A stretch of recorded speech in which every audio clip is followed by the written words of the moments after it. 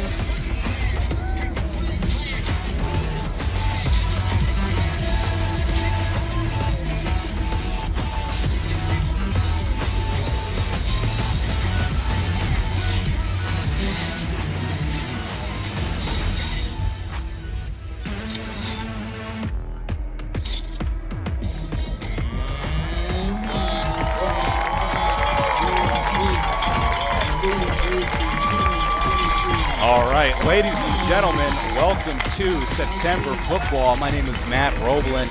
I am joined here by Kyle Kirk, senior here at Hope College. We are here for a lovely afternoon game of football between your Hope College Flying Dutch and Northwestern, the Eagles.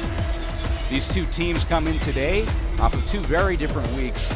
Kyle, what can you tell us about the game last week for Hope and the game last week for the Eagles of Northwestern? Yeah, so Hope had a very tough opponent with Mount St. Pleasant last week, who they lost to last year, kind of turning their season around.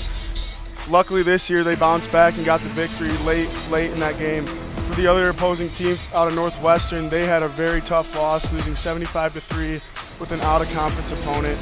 Hopefully looking to bounce back this week with the Flying Dutch.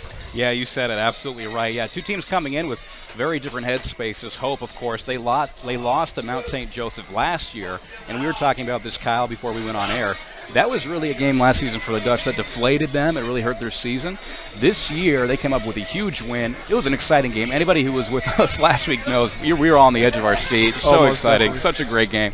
And Hope really pulled that out. And so much motivation. And on the other side for Northwestern and the Eagles, you said it. They got blown out. It's a rough game.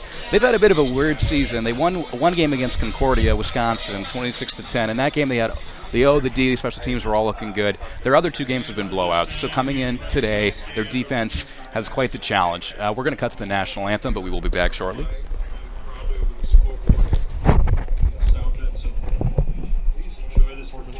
Of our national anthem by friend of the program, Mr. Lee Greenwood.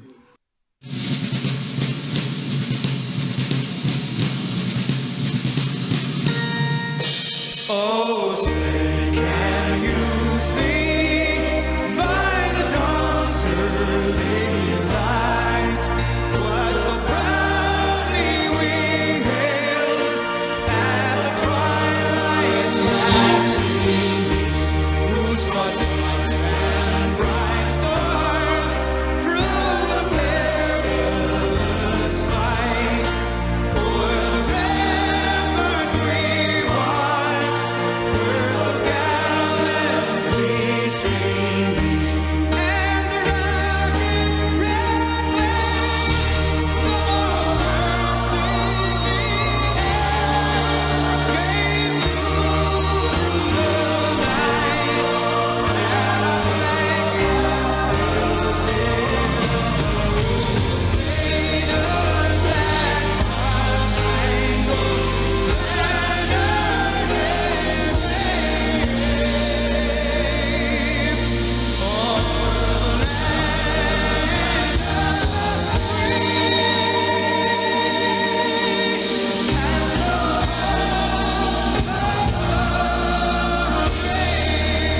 Thank you, Lee, and thank you, fans. All right. Welcome again to this afternoon's showing of Hope College versus Northwestern. We just heard the national anthem here at Ray and Sue Smith Stadium, where it is a lovely 71 degrees, high of 77. Who doesn't love football in September? You gotta love it. Oh, you can't beat it. It is awesome. We got the breeze in the press box once again. My name is Matt Roblin. I'm joined by Kyle Kirk.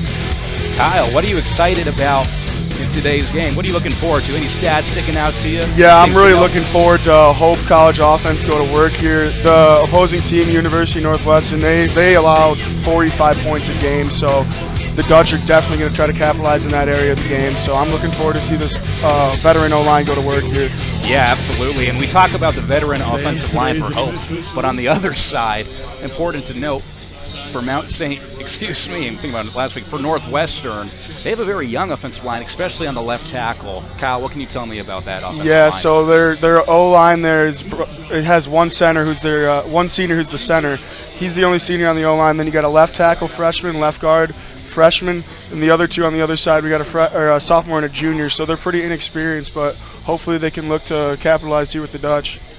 Absolutely, yeah. A lot of youth for both clubs.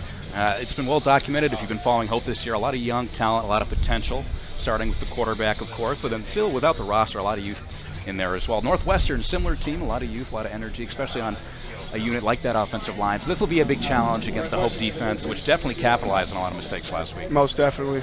It's going to be a good one. Tails is called. It's ahead. He's in the car. Hope has won the toss. Will defer. You want the ball? Hope has won the toss, and they are deferring. All right, I like the call for Hope. I like the call for Hope. I think that's a good call to defer, especially, you're doing so well. Get the defense out there. Hope defense really came away with some big turnovers. Some of those, if you watch the game, Mount St. Joseph didn't do themselves any favors, right? But at the same time, Hope was able to capitalize on some big plays. They had some good third down conversions later in that game.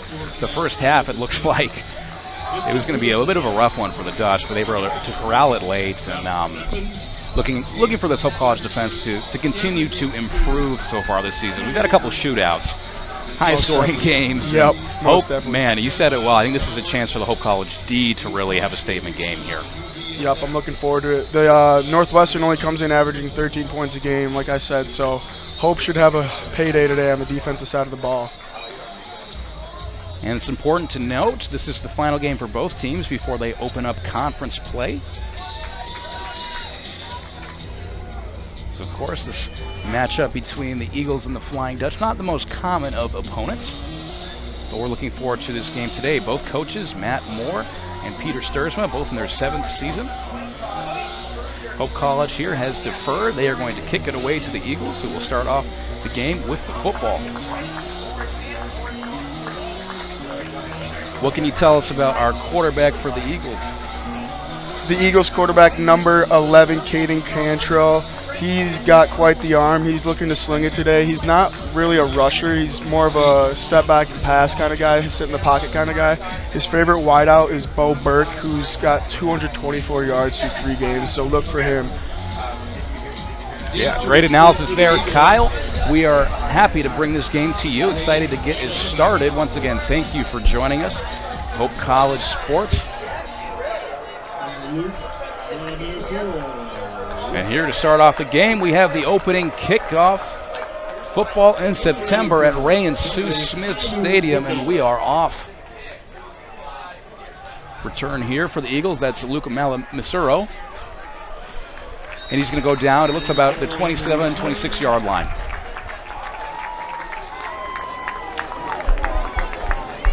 All right, so here comes quarterback Cantrell. He's 6'3", 210 sophomore.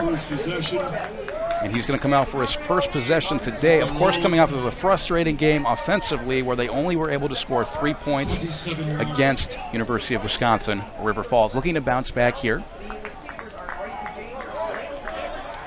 As mentioned, Bo Burke is the main target for this Eagles offense. Expect to see him targeted a lot today. He also returns punts for the Eagles. And we're going to start off here in shotgun formation. Got 3 out wide, and we're going to start on the ground. That is our first run of the game.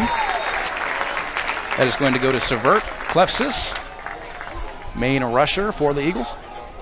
Well, that was Nick. Looks like the safety came up here, Flasher. Yeah. Number 2. Looking at Klefsis, Kyle, what can you tell me about his season so far? Yeah, Klefsis, he's had quite the year rushing-wise. He has 52 attempts, but he's only gained 172 yards. So he's looking to maybe bounce back here against the Dutch. He hasn't had quite the productive year like he's hoping for, but hopefully he can get something going. All right, now passing here on 2nd and 9, and that's going to be a great defensive play. Pass deflection there on the pass out wide, looking for Burke. It looks like Darian Nundy on the deflection there for the Dutch. Nundy had a couple big plays last week for the Dutch, getting into action early. And the bells are ringing for the first time here at Ray and Sue Smith Stadium. Sound that the Dutch fans love to hear. Got a nice little breeze in the press box, don't we? This is very nice. Good. Wow. All right, here is quarterback Cantrell. First 3rd down situation of the game for the Eagles, 3rd and 9.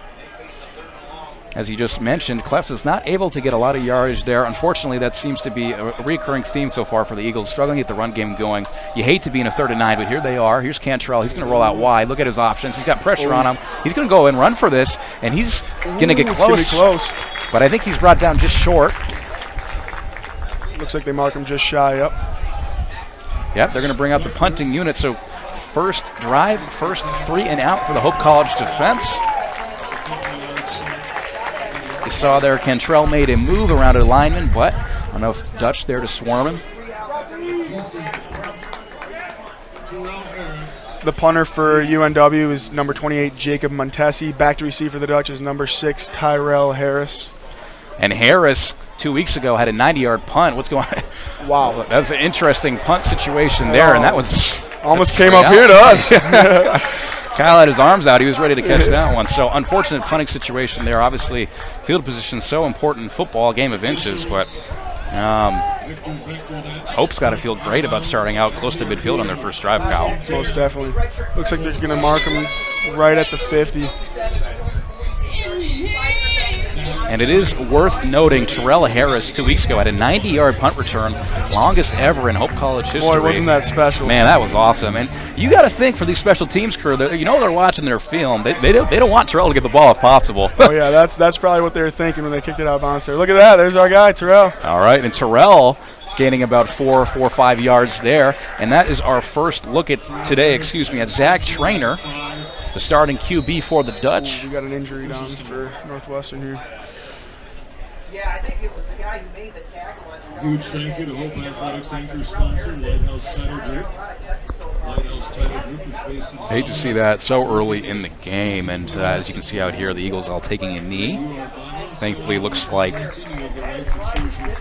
it's number 7 for the Eagles. Elijah Simmons walking off on his own power. Good to see that.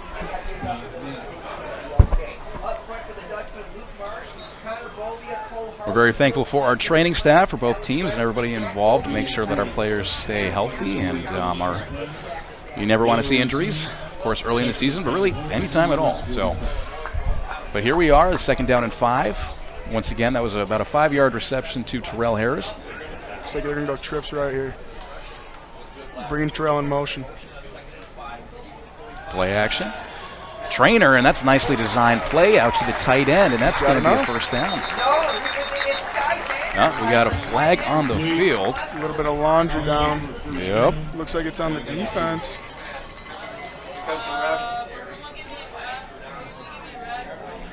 And we're going to get our first yellow laundry moment of the game today.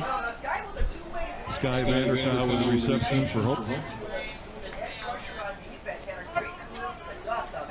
Personal foul. Defense. Face mask. 15 yards added to the end of the run. Automatic. First down. Well, and the fans here at Rancy Smith Stadium love to see that, not a holding call. It's a face mask on the defense. So for Sky Vanderkeuel, that's going to be a gain and a little bit of extra yardage there for the Dutch. That's going to bring them to around the 23-yard line. Seeing how good my eyes are, and we're going to get the handoff here. First rush of the game for Elijah Smith. Elijah Smith off left tackle. Of course, Hope well known for using multiple running backs in their offense. Expect to see a package of Smith and Chance Strickland, both of which had some huge rushing plays last week. Strickland got in the end zone several times.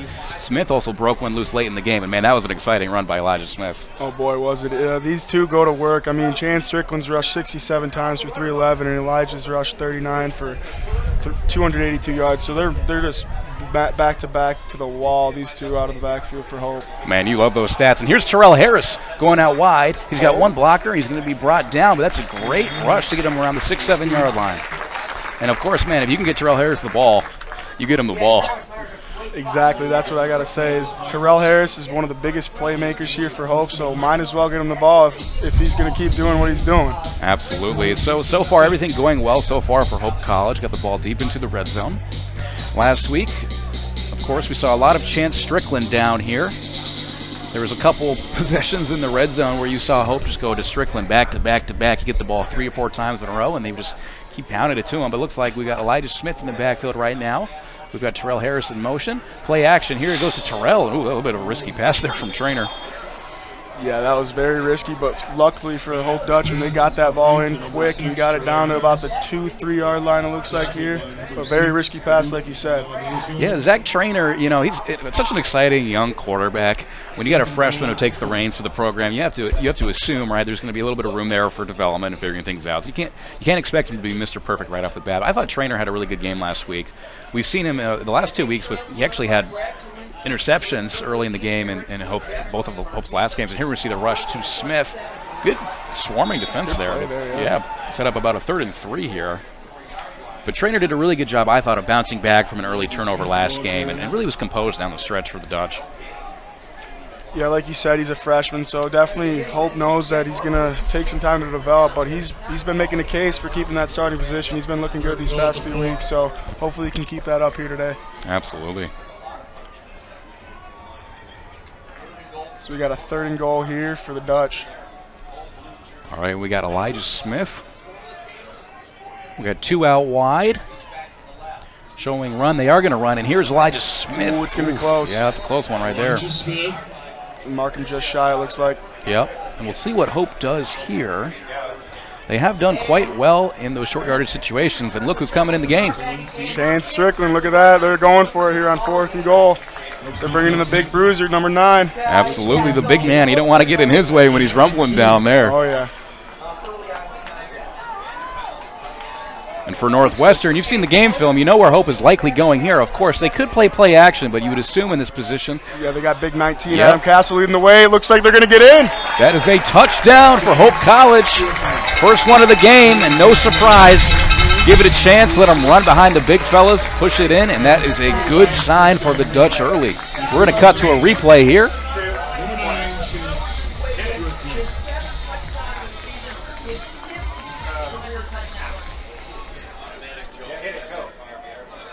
All right, you can see Strickland there getting into the end zone.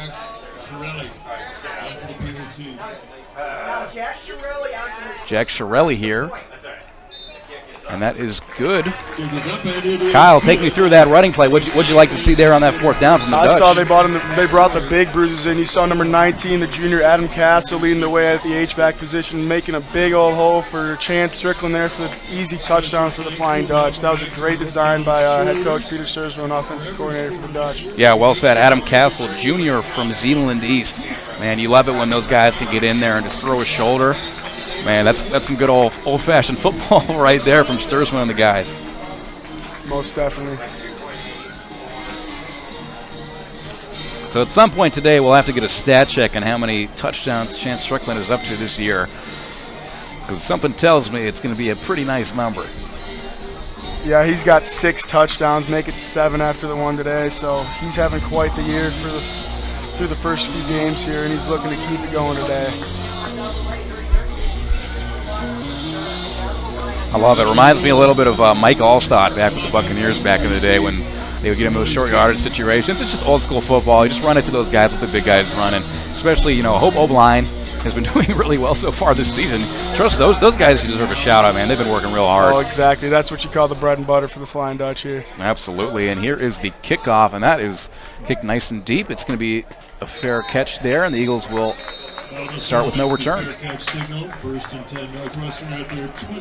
few key injuries for the Dutch today. We have number 1, Isaiah Hicks, who's out. He's been playing a key role for the Dutch, along with number 55, defensive end Connor Nakaliski, and then number 5, Jesse Cook. So some few key injuries for the Dutch.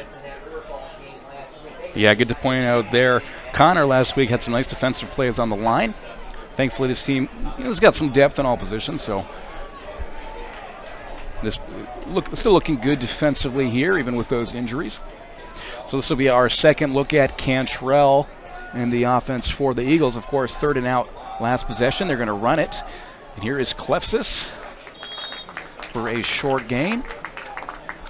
Just straight up the middle there, and that's just, the Lions fighting against each other. And 2 yards, you can't really you can't get too far with those 2-yard runs, but you want to try to get the running game going. Of course, that's been an issue for the Eagles so far this season, is just getting that running game going. You hate to be in a position where you're down a couple touchdowns and you have to throw, because the D's they're gonna know what you're doing. It's going to put a lot of pressure on their quarterback. If they can establish the run here early, then it will make a lot more clearance for these wide receivers to go to work and for the quarterback to get the ball out. All right, Cantrell with 2 backs. They're going to run it again. And here's Klefsis. Look at that. Look at Cantrell with the block. Oh, and a nice move there. And Klefsis running hard. It's almost like he heard us talking about him up here and said, hey, I got some game. Yep. Let me get some yards. That's a nice run. That's going to go for a first down of the game for the Eagles. It's not too often you see quarterbacks like that seeing their running back trying to take it outside, and they get it right in the way for the block. But, number 11, they got to give it to him. Caden Cantrell gets a nice block for his guys so they can pick up in a hefty game there. Hey, 6'3", 210, nothing to laugh at. That's a big QB back there making the block, and they're going to play action. And now here, Cantrell. Ooh, that is intercepted by the Dutch. He's got space. And he's got some room. He's got blockers. He's got room. They Brad can't catch Reardon, him. he's going to cut, and he's going to go in for the touchdown. Pick 6 for the Hope College Dutch. And that one just blew the cookie jar off for the stadium here. Yeah, I don't even think his wideout knew that ball was coming. He was getting pressured fast, so he wanted to get it out quick, and it's a little miscommunication there from the Eagles, but Hope capitalizes with a nice pick 6 there. Look at the replay here, and it just right into the arms. Brad Reardon with the interception. He's going to cut it out wide. The blockers did a good job, and you can see that finger in the air. Pick 6 for the Dutch. That's got to be that freshman's first touchdown from Hudsonville, and it must feel good coming here with a pick 6. Oh, man, nothing like an interception. And anytime a defender gets into the end zone, that is just the best feeling, right? It's awesome. It's got to be. Awesome. I had one of those back in high school, and boy, did that feel good. Yeah. And now we're up in the booth. Look at us. Yeah, look at us. 91 there, the kicker, Jake Sorelli, kicked that one over the netting. He's got quite the leg. Yeah, looking good so far. Hope overall doing very well in 3 phases. Special teams has been solid. Hasn't been asked to do too much, but they've been good. Defense with that interception, wonderful play. That's going to make it a 14-0 game. Of course, the offense struck gold with that Strickland touchdown. And so far, all systems go for the Dutch. And unfortunately for the Eagles, rough sledding here so far. Of course, still early in the game. Just over 8 minutes remaining in this first quarter. Looks like the stands are starting to fill up here in Holland. Fans are here to support their Flying Dutch, and they came out.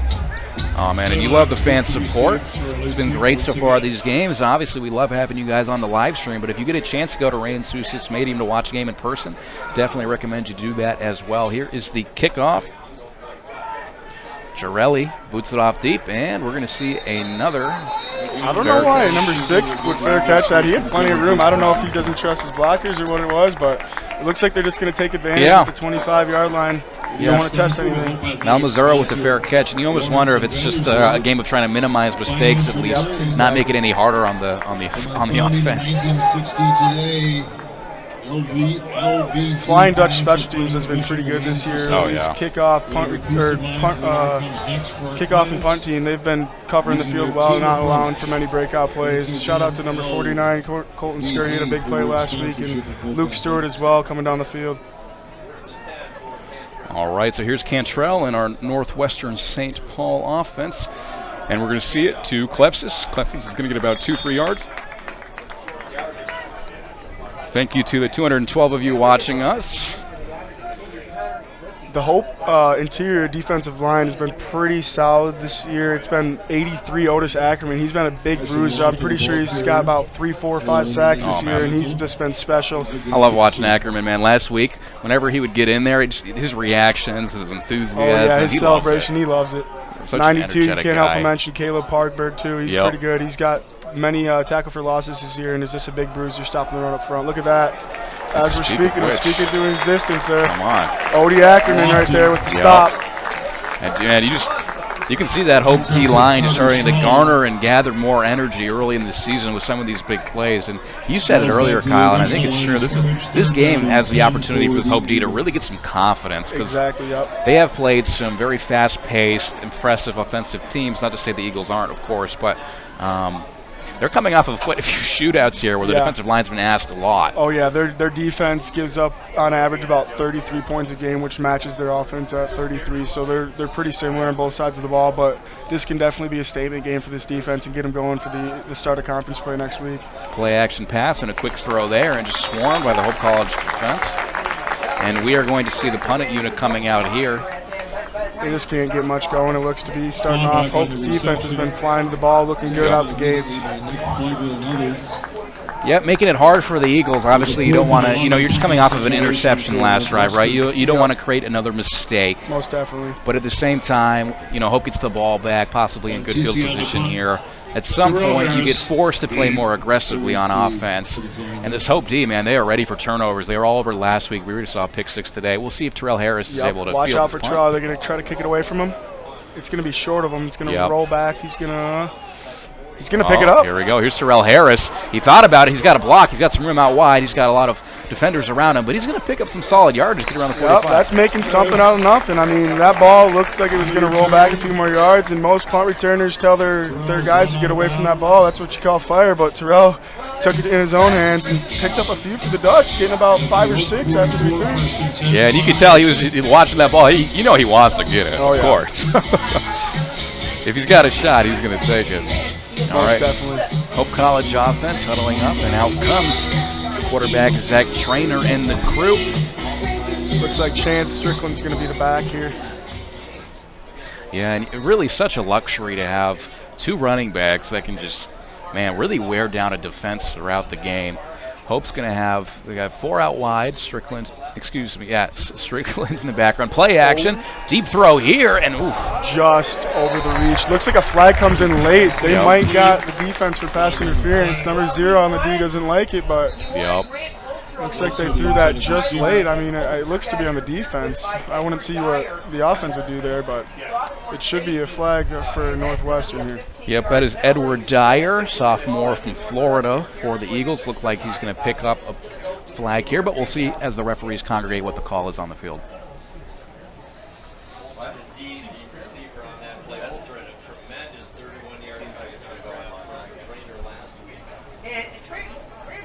Yeah, Northwestern's coach is not liking the call there, but it looks like it's going to be a penalty on Northwestern.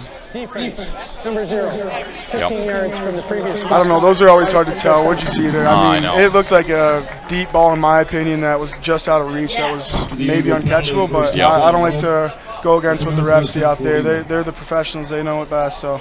Yeah, we appreciate our refs. I think the one thing that we know for sure about those pass interference calls is the team it gets called against, they will be unhappy. That is the one thing that is for certain. They're going to stick with Strickland here. All right, Strickland in the back. And that was Grant Holtzer, who was going wide last play. We're going to see a couple in motion here. They're going to give it to Strickland, and Strickland's going to rumble for a few yards. There's something about Strickland. You just know he's always going to pick up a few, even if it's 1 or 2. He's always going to get a gain or 2, and he's not going to go down behind the line. He's a big bruiser. He's going to fight for every yard, every inch. He's just one of those guys you can give it to and have confidence in that he's going to gain a few yards for your Dutch team here. Yeah, that's great insight, Kyle. And he's one of those guys that does really well at falling forward. Oh, most definitely. He just, when he gets in, there's a couple guys on him. He's able to itch out those extra yards or 2. And football, obviously, a game of inches. You love it. They bring in Castle again, number 19, the H-back. It's going to be a quick pass. Here's Holtzer, and Holtzer is going to get a couple yards. It's going to set up about a 3rd and 3 situation. Holtzer, of course, would be remiss to not mention what a catch he had in that game last week against Mount St. Joseph. That was probably my favorite play of the game. That was awesome. That was crazy. I haven't seen anything like it. I remember big Ian Rampersad a couple years back. He had a similar play, but that one was a close second right behind Ian's catch. Those were just spectacular catches. Oh, man, the energy in here when he caught that. It's one thing to have a catch like that when you moss a dude, right? But it's one thing when it's such a close game. That was awesome. They give it to Strickland. Chance Strickland, Courier again on the it looks like it's going to be just short there. Is that a first down? Yeah, they're going to move the chains. All right, so 30 short possession. Obviously, you think about in football today, you don't see too many rushes on 3rd and 3 yard situations. But Hope, if you can do it, you just got to go for it. That's the first for the Dutch. Yup. I'm wondering if they were thinking it's 4-down territory. That part of the field, it's kind of like the part of the field that you don't know if you're going to go for it, don't know if you're going to punt it, but absolutely, they looked like they were going for it there. Trainer's going to throw it out here, and we're going to get a nice little blistering run there from Mr. Seth Lumen, freshman from Stony Creek. That's a first down. That's how you finish a run there. Oh, yeah, and you like to see Seth Lumen out there, of course. We've seen Cole Lumen get in the action this year. He's had some huge plays last week, and then Mr. Seth out there. Like the Dutch are bringing in number 2, Kareem Williams here. He's been a backup, but he's going to get some time here, and looks like he's going to be out in the slot. All right, the senior from Portage Northern getting some action here. They leave him open. Look at that. They go for him. Oh. Looks like a little miscommunication there. What happened there was Kalinsky initially lined up as a... And yeah, you said it. We haven't seen a ton of Kareem Williams so far this year, obviously. Yeah, he's been backing up Tyrell Harris, so that's a name that, he's been a key factor for the Dutch, so that's a tough guy to be behind, but when he gets in there, he's going to try to make the most of it. You see that pass was intended for him. just let him a little too much, but looks like they're going to keep him in at the same slots position here. Hopefully they can get something going.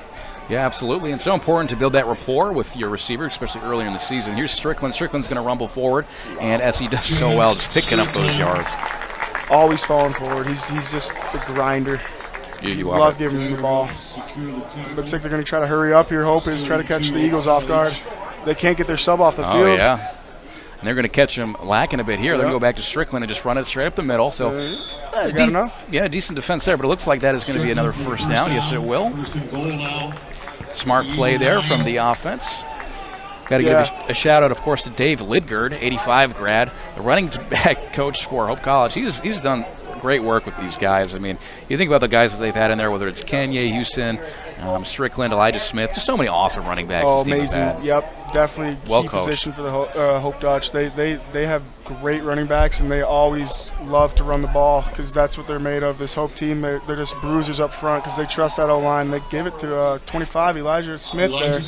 Doesn't pick up much, but like you said, that's their bread and butter is the run game. So once you establish the run, then you can kind of open up those passing lanes for Hope's quarterback.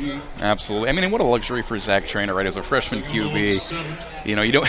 It's a little harder to be in a situation where you're having to throw it all the time, right? So it almost takes the pressure off him when you can trust your guys up front and just establish the run, get something going there. Kind of relieves him because then the defense is like, all right, we're going to have to stack the box, and then you can open up the passing lanes and so forth. So, And speaking of the run, here is Smith, and Smith's going to rumble, and that one is going to be just shy. He was an inch away from putting that in the end zone for the Dutch. And I wonder sometimes if you get a little banter between Smith and Strickland with all those Strickland touchdowns. Oh, I know. Elijah's probably telling Coach, come on, give me one. Let me give this one. Yeah, right. Leave me in, Coach. Well, we'll see. We'll see what the Dutch It looks like they're going to keep him in. All right. 3rd and short here, 3rd and goal. It's going to be on the 1. I got Seth Lumen in there, and they're going to go behind the bruiser. Ooh, all right. Look at that, right there. I think it's going to be just shy. So you bring up 4th and goal. I think the Dutch are going to keep their offense on the field, but I wouldn't be surprised taking points here, making a 3-possession game. But when you got a big old line like that, veteran O-line, why not keep establishing that run and trusting you guys up front to get in the end zone? Absolutely. We're going to cut to a replay here. And so earlier in the drive, we had Strickland getting some yards. We've seen good rushing from them. We're going to see here Elijah Smith still out back, and you said it. They're going to trust the O-line and the running backs here. Trainer's going to keep it. He's going to run it, and that is a touchdown for your Flying Dutch. Zach Trainer says, hey, I can run a little bit too. That's what you got to do. You give your guys confidence up front. I mean, if Sturzman tells the field goal unit to send the field goal unit out there, then the O-line's not going to be too happy. They want to get in the end zone. They want to run that ball and punch it in there because they're confident in themselves for doing so. So credit to Sturzman for keeping the offense out there. And you saw the replay there from our live stream crew. A little little read option action there, and almost a block there. But quick, but credit to the holder, Ben Wellman. He got that ball down pretty quick, and Cervelli was able to put it to the uprights. But that was a close one. Absolutely, and hey, I mean, it's worth noting as well. I mean, Zach Trainer can run the ball too. We've seen that season. Obviously, he brings size and speed to the position as well. And oh man, if you can get Strickland and Smith out there, now Smith is probably saying, I wish I had the touchdown, right? But if you can run that read option, if you also have Strickland as an option, you have Elijah Smith. Man, it's hard for those defenses to keep an eye on all those athletic players. Exactly, and it really wears out a D-line when they just keep running the ball, keep running down the throats, because once you're in there 5-6 plays consecutively, when you're just getting torched with the run, it's hard to get a breath and keep your stamina. So credit to the Hope Dutch for being in good shape and keep pounding the run.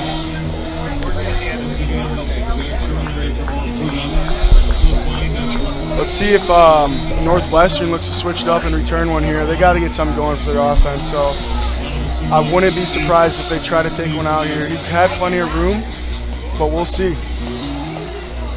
All right, here is the kickoff for your Dutch. Chirelli, he's going to boot it deep, and we'll see. We're going to get a return here. Yep. Yes, we will. All right, and here are the Eagles, and look at that. Oh, he's still up. Tackle. He's still up. We got some blockers out wide, and look at this. We got some room.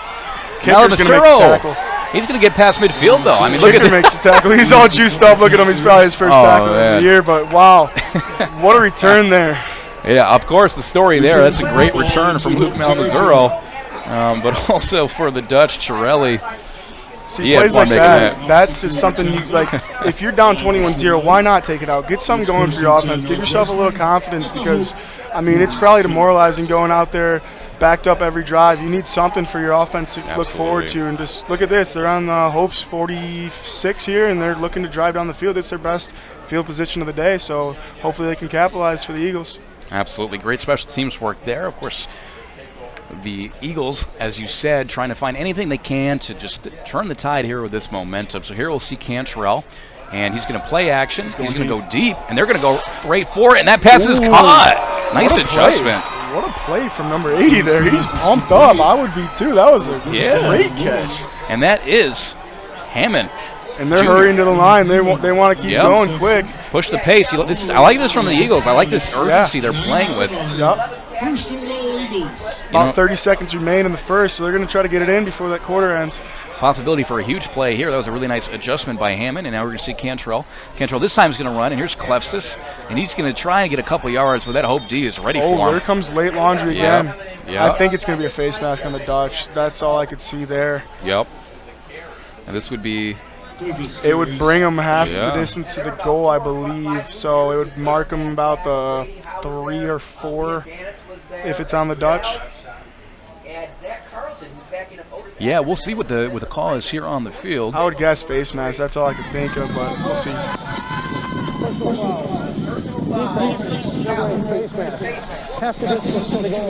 Yeah, it's going to be a face mask on the Dutch, and they're going to be half a distance to go at the 4-yard line. Yeah, you heard it from Kyle Kirk here first. Nice eyes, and they're going to get the ball about the 4-yard line. Cantrell there with Clefsis. I want to be surprised if they feed Clefsis again. Oh, they bring him in motion. It's going to be a pass. Yep. All right, and Cantrell, he's got the ball over him. He's going to go down. The Hope College Dutch with a sack, and those big defensive linemen. Look at that. Great work from our video team there as you see that enthusiasm. First, yeah. Yep. What a play there by the D-line. Wow, they got him quick. We're going to cut to a replay here as we head to the end of the first quarter, and you saw the action there. There's those guys, number 92 and 83, the D-line, Otis Ackerman, and 92, Caleb Parlberg. Yep. Fans at this time, as we did last week, we'd like to ask anyone currently serving. In order to be successful, people really need more than just the academic experience, but they need people to come alongside them and help them coach them, mentor them. I find that Hope College has just been one of the best examples of being able to do that anywhere. As an invested community partner, LVZ is proud to help share Hope stories of transformational impact.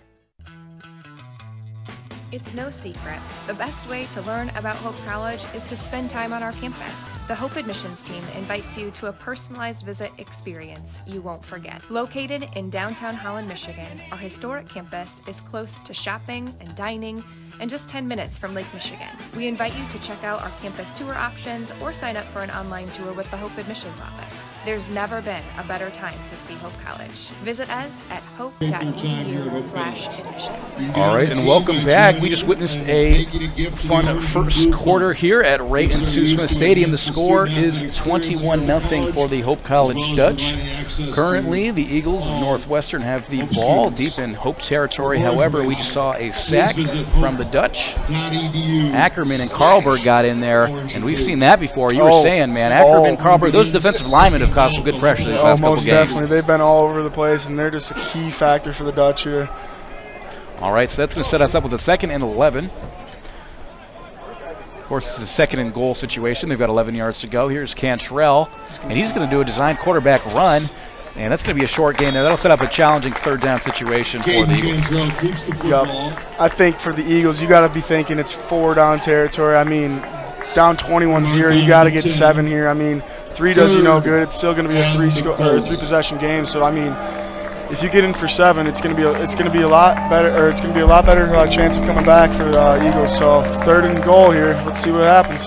3rd and 10. We got 4 receivers out wide. Clefsis in the backfield, and Cantrell there, looking over at the coaching staff, trying to figure out the play. Of course, they've only completed 2 passes so far this game for 35 yards, 1 interception for a pick 6. We'll see if they can pick up the pass game here. Pivotal 3rd down. Here's Cantrell looking at his options. He's got some pressure. He's going to go to the side. He's in motion. And good coverage there. He's going to throw it to Klefsitz, and Klefsitz is going to run. You gotta give credit to the touchdown. quarterback Look at there. that. Wow. Great composure there from Cantrell. And Klefsitz stayed in motion. Kyle, what did you see there? I saw Cantrell make a great play because you see the pressure came, so he had to scramble out to his right. And credit to his, I think that was Klefsitz who caught that pass. He came out and caught that late, but you got to stay in that play. I mean, you see that your quarterback's scrambling to the right. You got to get open and just find space so he can dump that ball off, and that's exactly what the Eagles did. Great play there. Yep, you saw the replay there. Good work from our video crew, and here's the extra point. That's going to make it 21-7. That was a great drive from the Eagles. Got to give them credit. I mean, their kick return team set them up nice there. I mean, that's their biggest, best field position of the day at the Dutchman 46. So once you get big plays like that, that can just open up the gates. So look for that return team to keep going and trying to take the ball out, because that's their biggest drive of the day here for the Eagles. Absolutely, and hey, I mean, just to get a touchdown on that drive too, it's good for the team in general. Of course, they came out of a 75-3 loss. That's a lot of points to lose by. That's hard on a team. So to have the composure there, you had a good special teams play. You get a nice pass downfield to Hammond, and then you get a sack, and all of a sudden it looks like you're dead in the water again. But no, nice composure by Cantrell, and you said it great. Just great work by him on that third down play. Most definitely. Back to receive for the Dutch. Looks like 24 and number 9. It's gonna be Chance Strickland and number 24, Beckett Henderson. Deep to receive. All right, we got Hope College deep to receive. Here is the kick. There's Burgess, and he kicks it downfield, and we're going to see a return here for the Dutch. Wow. And I think this is Nick Nemechek. Nick Nemechek's going to make a big play. Oh, he's going to throw down his shoulder there. Yeah, look at that laundry coming in late. Yep. Looks like our ref on this side saw it too. I mean, I saw a face mask up here. I'm wondering if that's what he saw too. Exciting play there. The first we've seen of Nick Nemechek, junior from Brighton, Michigan. Yeah, it looks like they're going to catch the Eagles for face mask. So yep. Already good field positions. That's going to turn into better for the Dutch. How about special teams here making an impact early in the game? During the return, personal foul, kicking team, face mask, 15 yards added to the end of the run, first down. A lot of face mask calls today, Kyle. We've seen, man, a lot of hands and faces. Yeah, most definitely. Last week there were lots of holding calls, a couple of pass interference situations. Today it's been the day of the face mask, that is for sure. Oh boy, that's about the most I've seen through a couple quarters, and 3 face masks to start out the game is one rare occasion. Yeah. So you saw the replay there. Nemechek threw that shoulder at the end of the play, a little face mask, but nice play from the return man. And here is Trainer, play action. He's looking deep, but good decent protection. coverage. Oh. Yep, and he's going to roll out wide. You want to be smart. Yeah, they're gonna get the Dutch for a hold. I yep. saw it too. I mean, that was great protection, but once you hold on to those guys 3-4 seconds, it gets pretty hard to keep them in that locked position. So I think they're going to get the Dutch for a hold. I wouldn't be surprised if they decline, because I mean they sacked Trainer for a loss, but you never know. I mean the defensive lineman there would love to get the sack on the stat sheet, but we'll see what the coaches decide. I mean, it'd either be 1st and 20 or about 2nd and 15, 16. Yep. So I mean, pick your poison. Yeah, I think. I mean, in this Hope, this Hope team, it's a really good question, because I mean, this Hope team has shown they can. Offense. Yep, you're right. Holding call. Yep, decline. They're going to go with decline. So 2nd and 17. Yeah, I think I like that call. Yeah, they pick up so much yardage on an average run play. Also, it gives your defense a little confidence too. Yeah. I mean, you get a sack, that's a big play. I mean, probably the biggest of the game for the Eagles defense here. So might as well decline it. Get some momentum for that defense. Back them up a little bit. All right, so here is the 2nd and 17 situation. Here's Trainer. Play action. They're going to go to Terrell Harris, and watch out for him. He is speedy. He's going to get through, and Terrell is gone. That is going to be a touchdown for your Hope College Dutch. And a simply designed play.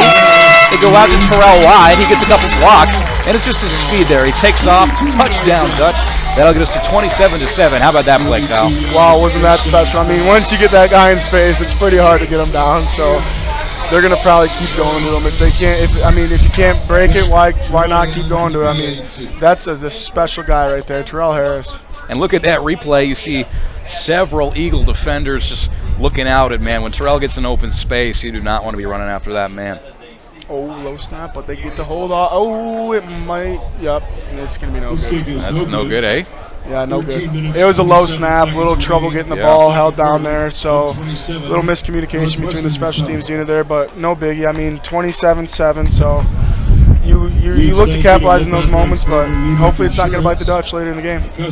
Yeah, absolutely. I mean, we saw one extra point missed last week for the Dutch, which ended up being actually really important down the stretch when it ended up being a 5-point game and there's a 2-point game. You know, those extra points do matter. Every point matters, most definitely. I mean, you see that game last week was a one-score game all the way through, and I mean, what was it? They won by 5, was it correct? Yep. 6, 5, yeah. So, I mean, every point matters. I mean, 5 points instead of 6 is definitely crucial because, you know, a touchdown, 6 points, so they would have got the victory with a touchdown if they scored. Absolutely. And Hope, you know, did a good job there. You know, the Eagles had a chance to kind of swing the momentum there, right? I mean, they get some points on the board. I mean, you start that drive off with a sack. Absolutely. You gotta look to like capitalize in those moments. I mean, great defense to start the drive, but right after that, they got that bang play to your guy Terrell. Let's see if the special teams unit tries to do it again. All right. Yes, they will. We see the return here for the Eagles, and we're going to get some more good yardage. Might as well keep taking off. It's working. It looks like it's their best poison today is that kick return team, so might as well keep doing it. They're going to have it at the 35. 35.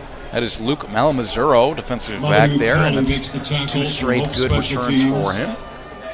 And here we see the offense for the Eagles coming back out. Of course, they scored a touchdown on their last drive on a pass from Cantrell to Klefsis.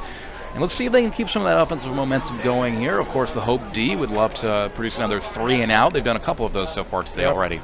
I wonder if the Eagles are going to look to pass here. I mean, you've seen it here with Klefsis isn't in the backfield, but they've been running the ball quite a bit. I wonder if they're going to try to get their quarterback's arm going. Nope, they're going to give it to 30. Yeah, and that's the first we've seen today of Jeremiah Staton, senior from South Elgin, Illinois, played at Wheaton Academy.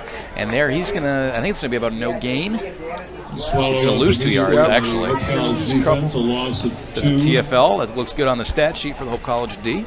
Cantrell's only had about 4 passes today, so I mean they're going to probably look to pass here. They got to make up some ground here with about 13 minutes remaining in the second. His favorite target, Bo Burke's got 2 targets, but he hasn't been able to bring one in yet. But looks like they're going to pass. He's going to run it. All right, and here's Cantrell, the big-bodied quarterback, and he's going to throw a little stiff arm action at the end there. Man, he's a bruiser. I got to give credit to Cantrell. He's quite the athlete. He's a bigger quarterback. He likes to throw it, but when he gets open in space, you don't want to be in front of that guy because he just lays that shoulder down. He's scared of no one, and you don't see too many quarterbacks laying their shoulder out because you know that's not a key play for a quarterback with that arm. Yeah, and we saw him even throw a block earlier in the game. Oh yeah, you love to see that from your QB as long as he's not getting hurt, of course. Yep. So third and short situation. The bells are ringing at Ray and Sue Smith Stadium. I wonder if the Eagles are thinking 2-down territory. I mean, I probably would in this position, but you never know. Yeah, a little tricky when you're on your own side of the field, but you're close to midfield. Here's Cantrell. He's going to throw a quick slide. That's up in the air. That's going to be another interception for the Hope College Dutch. A little tip drill action. Nick Legler, sophomore from DeWitt with the INT. Yeah, I mean, that ball was just batted straight in the air, and when you see that on the offensive sheet, here's the replay. Here's the replay. We see the tip drill. Legler able to get in there on the action. Yeah, he said it, but as a defensive back, you prepare for those situations when the ball's in the air, make a play at it. And that's a dream for a defensive back. When you see a ball batted by one of your D linemen and it comes right up to you, I mean, that's just bread and butter interception ball. Just take advantage of those situations. That's exactly what the Hope Dutchmen did. And you saw the camera work there. A little bit of love for Flegler on the sideline there. A second interception of the game for the D. And here is Trainer back on offense. He's going to sling it deep. Wide. And it's Grant. And that is going to be a perfectly thrown ball. Touchdown. Grant Holtzer, the senior, back-to-back games with a TD. How about first play of the drive, Kyle? I mean, wow. I have no words. He was wide open from the get, and his quarterback, Zach Trainer, absolutely knew it. His eyes around the whole play, and he had so much room to catch that ball, and he capitalizes there. The number 12, Grant Holtzer. Yeah, you saw the throw there. Confident. Trainer was set. He just unleashed that deep ball. Yep. And Grant Holtzer got behind the defensive back. That's just easy touchdown. It's, Looks like the Dutchmen are missing one player here, and here comes Zero running on the field late, but looks like they're going to have enough time. Hopefully there's 7-6. They got to go quick, but Yeah, got to iron out those special teams They get it off. fits here, and we're going to see. And He this missed it one's again, I think. Oh, nope, it's good. Pardon me. Sorry about that. that's, yeah, a little close there, but that's going to go in for Shirelli. 34, Northwestern 7. So they take the one there. I mean, you don't necessarily need 2 points to make it 35, but one will do. Absolutely, and that's going to get the score to 34-7. Yep. And there's still about 12 minutes remaining in the second quarter, so hope to a good start. And for the Eagles, you got to feel for them. You got to pick something here. I mean, you got to stay engaged with this game. You got to think you're still in it. I mean, their kick return team is going to get a chance here. That's been their most key factor of the game, so I'd say they're going to try to take it out again. Their offense hasn't been able to do much, but when they were in good field position, they were able to capitalize. So look for another return here. I mean, they got to get something going to stay in this game, because going into halftime down that many points, it's hard to stay focused, hard to stay composed, and you gotta give yourself a chance. Yeah, especially for this Eagles defense, it can be demoralizing to have back-to-back explosive plays scored on you. You're almost, you're saying, hey, we need the O to give us a little bit of help here. We need at least need some space to recover and regroup, and we'll see the kickoff here. All right, and we're going to see another return for the Eagles. They've got blockers out. They've had 2 successful returns in a row. This time, good special teams defense from the Dutch here. Looks like we got number 5, Bush, at the bottom of the pile for the Dutch. Yeah, good work from the special teams crew there. Jackson Bush, senior linebacker from Hudsonville, making a nice play there. And Malamazuro has shown himself to be explosive in the return game, but most definitely nothing crazy there. Still decent yardage, however, for this Northwestern St. Paul crew. They're looking to capitalize after that interception last drive. Hopefully they can get that passing game going, because you got to get that going to have a chance here in this ball game. Absolutely, and they got 3 out wide. Yep, they're going to pass it quick. Pass here. Ooh, what a catch. Yeah, that's a nice adjustment, nice catch there from Jalen Brown, freshman from Georgia. Like I said, 78 over there, their left tackle and their left guard are freshmen, so they're still working in the system, trying to develop, but they're looking solid. Yeah, and you have to do those those quick throws sometimes. Yep. Whatever you can get to get the ball in the hands of your playmakers. Yep, exactly. And I don't know if we haven't seen Burke yet, have we? He's been their key factor for the past 3 weeks or 2 weeks, pardon me, and he's had 226 yards in 3 games. So, oh wow, what a dude! Levens is a playmaker, let me tell you. Yeah, Cantrell able to keep the action going there, and he's going to throw that out to, I believe, Ashton Lofton, freshman running back from Colorado Springs. It looked like the Dutch had him wrapped up there, but Cantrell was able to sneak away and make something out of that play. That was special. Yeah, and that's what you need. I mean, you don't want to ask your quarterback to do that, but when you have pressure coming on consecutive downs, as a QB, you have to learn to step up and make those plays to keep your team in the game. Yep. All right, we'll see 3 out wide. Looks like we got a running back and tight end here. All right, and Cantrell's just going to run. Yeah, and he's gonna get a couple yards. They'll set up a 3rd and short. Yep, and you're in that same situation as last drive. They're probably thinking it's 4-down territory here. I mean, why not? You're down 27 points. You got to get something going. Keep your offense engaged. Keep them moving and down the field. And it's probably going to be 4-down territory for the Eagles if they can't pick this up here. Absolutely, and we're going to see Ashton Lofton at H-back here. All right, here's Cantrell, and he's going to do a design quarterback run again. He's got Lofton in space, and that's a 1st down. I like that call there. He's still going. Yeah, and he picks up some extra yardage. He's a big bruiser, man. He loves putting his shoulder down and getting those yards. He kind of reminds you of Chance in a way, just trying to get those sneaky yards. Yeah. I mean, you love to have guys on your team like that just go in there, not afraid of getting hit, but can get those yards and just sneak a few more than you think you're expecting. So that's a good play by their quarterback there. Yeah, don't give the Dutch any ideas. You might see Strickland playing some Wildcat. Oh, yeah. I don't know about that one. But, oh, man, yeah, absolutely. Cantrell with some nice yards. And you saw, get the fans out here for the Eagles who showed up today, get them energized. You'd love to see a quarterback who likes to throw his shoulder. Let's see if they get their top wideout, Bo Burke, involved. He's looking at him. He is. He's going to go right to Burke, and you called it. And he holds on despite the nice hard hit there from the Dutch. That was a good hit there, but there you go. You got Burke involved finally. He's got his first catch of the day, and that's going to be enough for a 1st down for the Eagles. At the Flying Dutchman. Absolutely.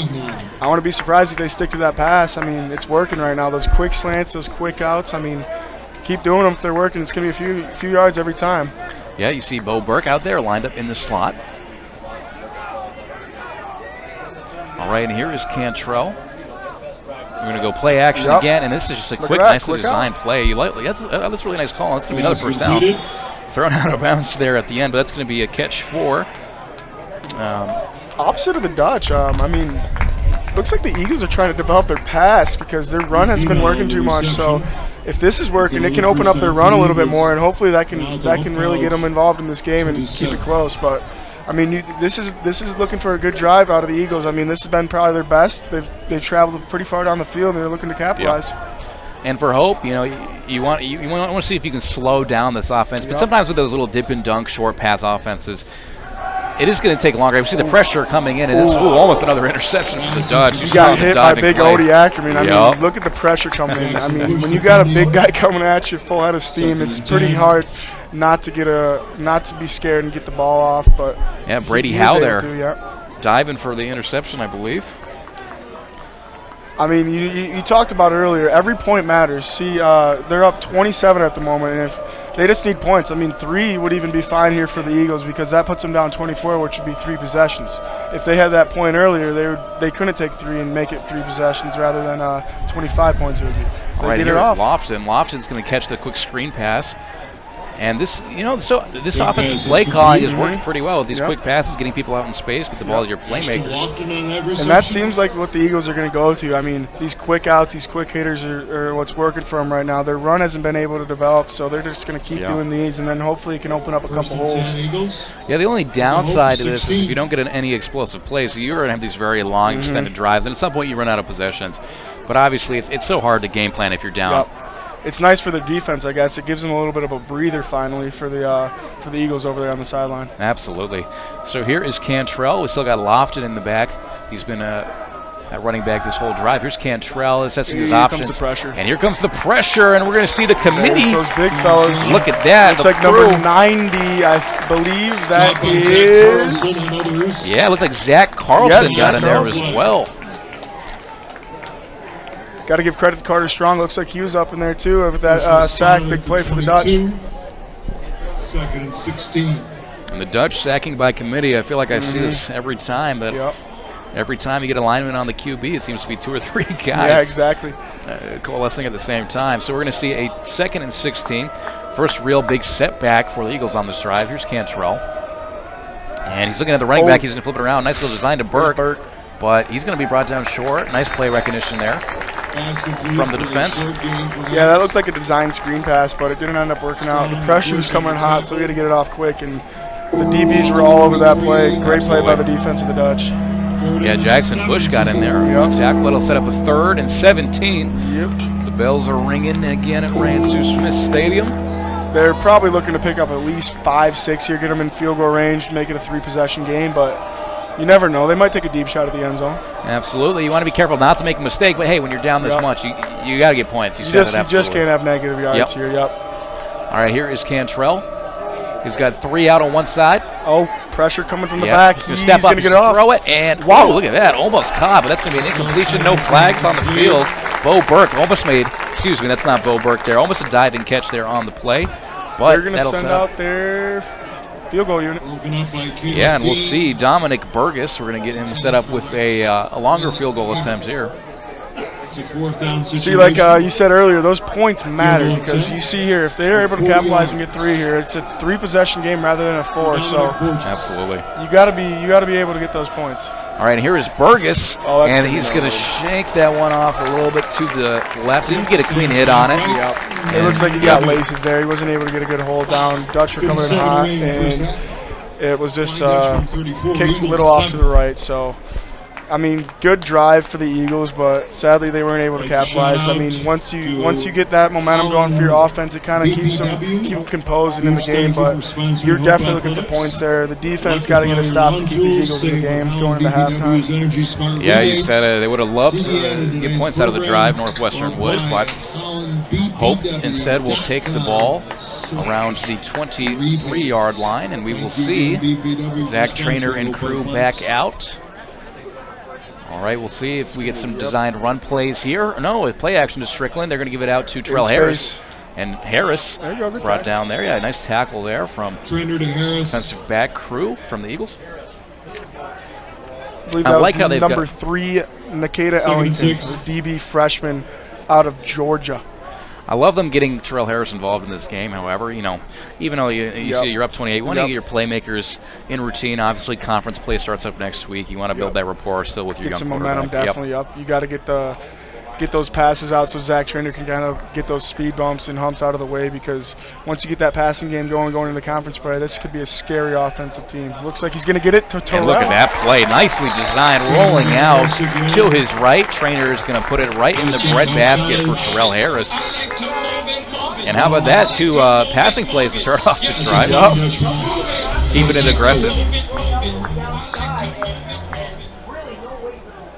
And yeah, it was documented well that, you know, it was quarterback battle in camp, of course, and Trainer establishes himself as a starter, the freshman, and a lot of potential with this kid, and we've seen it throughout the weeks. He just seems to kind of grow into his zone and get more comfortable. Here we're going to see a run to Strickland. Strickland's going to push forward for positive yardage, as he tends to do.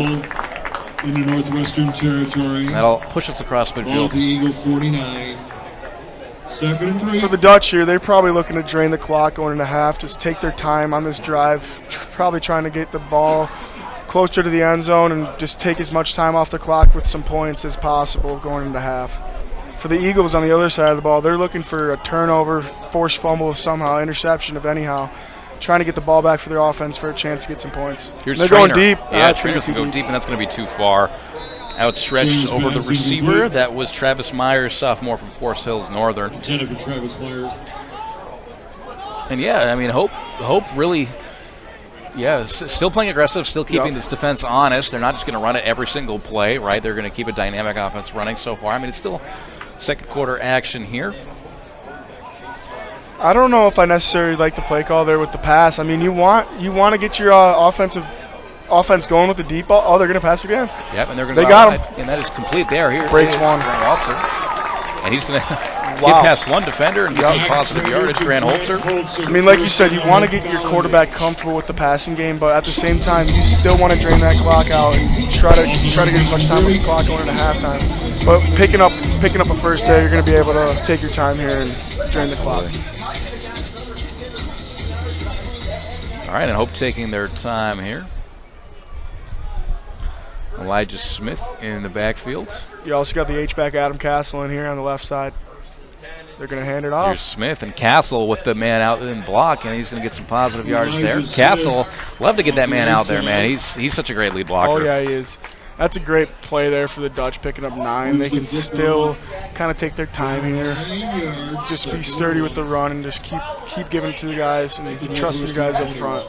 I mean, like you said earlier, the Northwestern O-line is pretty young and experienced, and then on the other side we got this Hope O-line who's pretty experienced veterans that have been starters for a couple years now, and they've been looking great out the gates.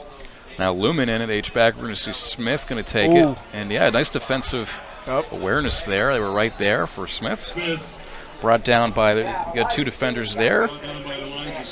Eagles were flocking to the ball there. That was a great play defensively. They're going to keep the Dutch short. 3rd down coming up. Nice play there from Elijah Simmons. We've seen him get in on some of those run plays so far today. So that'll set us up with a 3rd and short, and I'm going to go ahead and assume this is going to be a run to Smith. I might not have a PhD in football. It's either that or a quick pass to Terrell, I'd assume. We'll see. But we have seen Hope keeping this defense off, honest with a couple of these quick short passes. Yeah, I mean, they're not pressing Terrell over there, so I wouldn't be surprised if they're going to hand it off. Yep, and here is Smith with room, and he's going to barrel forward close to the 5-yard line for the Dutch. And then that is bread and butter for the Dutch right there. Exactly. I saw a big block by number 52, Ethan Kirkland, the junior out of Hudsonville, had a nice pancake. You know O-linemen love those. His coach is going to be pumping him up after you get off the field on this drive. You love to do those as an O-lineman. Oh, you love it. Kirkland's pancakes. Maybe there's a Costco joke in there, but I'm going to restrain myself. All right, here is Trainer and crew. And they're going to go right back with the handoff there. And it's going to be a short gain on the play. That was Nick Nemechek. Nemechek, we saw him with the return earlier showed he's a dynamic player with the football, and here we are. I got about They're a going to minute hurry and a half. up. It looks like they might try to get the defensive jump. I wouldn't. No, they're going quick. All right, they're going to go back to Nemechek, and What a play. Nemechek is going to be brought down there. That's going to set us up with a third and about 8 or 9.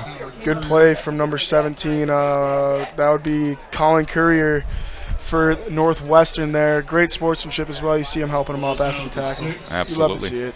Yeah, and we'll see if Hope plays this conservatively. We've got about a third down. You might as well goal. take your time here. Get as much Absolutely. time off the clock as possible. You got about 20 seconds till you got to get the playoffs. So they'll probably be snapping around 45, 46 seconds here. Yeah, and if this isn't obviously in the end zone, we'll see if the Eagles use a timeout and try to get something on offense. But here is Trainer. Trainer's going to do a play action. He's got some options out wide. No pressure coming. He's going to run out wide. Want to be safe with the ball here and just throw it away. That's a smart play. Yep. They're probably going to take 3 here, it looks like. Yep, they're bringing out Cervelli in the special teams unit for 3. Hopefully make it a 30-point game. All right, and we see if Chirelli can get the kickoff. I believe this is his first field goal attempt here for the Dutch. We saw one missed extra point earlier in the game. Outside of that, he's been solid. You saw Northwestern on one of the kicks earlier, got in pretty fast, so hopefully the Dutch were able to make adjustments and kind of fill that void. Absolutely. All right, here's the field goal attempt. Snap is good, and it looks like the kick is just wide. Yeah, he just missed it. It was a good snap, good hold. It was just miskicked a little bit to the right. But you love to see the Dutch trusting in their young kicker to try to get a few points there. Yeah, we're gonna try to continue to work out those kinks on the special team side of the ball in terms of field goals and extra points, but a little wide there from Chirelli, and they'll work that one out. So the score is still 34-7 for the Dutch. At the very least, they did a good job of burning down that clock, and 43 seconds here for the Eagles. We'll see if they try to make a play. Eagles got to be thinking maybe one of those trick plays they've been practicing all week, maybe get something going for the offense. Points here would be huge with their momentum going to the half, because if you get on the board here with another 7, I mean, that's going to keep the guys involved and make them believe in that locker room going into half. They got trips out here, and they're just going to hand the ball off. And it's going to be a short gain. See if they try to hurry up, or they're just going to try to go to the locker room. It doesn't look like they're in too much of a rush. Yeah, it might be just waving the white flag here on this half. Yep. You can see on. Might as well take a shot or two. I mean, you got second down. It looks like they're going to take their time here. They're going to huddle up. I don't think they're going to try for anything here. I think they might just let this run out and go to the locker room and regroup for the next half. Yep. Looks like they're doing so. And I mean, you love to see it out of the Dutch here, up 34-7. But on the other side of the ball, going into the half, Northwestern's probably thinking, telling their defense, we got to step up, make some plays. All right, and what a first half here for the Hope College Dutch. Highlights playing here from our video crew, and you've seen it. Pick sixes, passing touchdowns, rushing touchdowns. It's been good on all three phases, offense, defense, and special teams for the Dutch. You see there Zach Trainer barreling in the end zone. Kyle, what are some of your takeaways from this first half? Yeah, for sure. A couple takeaways I got is that Hope's defense. I believe they've had 2 interceptions already. That's phenomenal work out of their defensive backs and interior D linemen.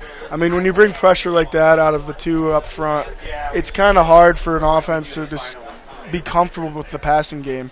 But you see here, there's been 2 interceptions out the gate. So that Hope defense, like we talked about earlier, is definitely stepping up to the occasion with their 2 turnovers out early. For the offensive side of the ball, I've seen some special plays out of Northwestern's quarterback, number 11, Caden Cantrell. He's been special. I mean, he's probably been their biggest playmaker for the Eagles so far. He's been a big bruiser. He's been trying to make plays for his team, get something going. But for the Dutch side of the ball, their offense has been looking special. Like you said, Terrell Harris, wide receiver's been very good when he's out in space, and he's just been special. So if it's working, why not keep going to it, you know? Hope College has just been one of the best examples of being able to do that anywhere. As an invested community partner, LVZ is proud to help share Hope stories of transformational impact. It's no secret. The best way to learn about Hope College is to spend time on our campus. The Hope admissions team invites you to a personalized visit experience you won't forget. Located in downtown Holland, Michigan, our historic campus is close to shopping and dining and just 10 minutes from Lake Michigan. We invite you to check out our campus tour options or sign up for an online tour with the Hope admissions office. There's never been a better time to see Hope College. Visit us at hope.edu/admissions. My name is Megan Bigelow, and during my time there, I was on the Hope women's soccer team. I decided to choose Hope because of the opportunity to be involved in multiple things. I didn't want to go somewhere where I was just a number in the field. I was able to double major, experience both a business academic load as well as economics. I loved the opportunity to really get to know my professors. Hope exceeded my expectations. I'm Nate Bauman. As an invested community partner, we're proud to help share Hope's stories of transformational impact.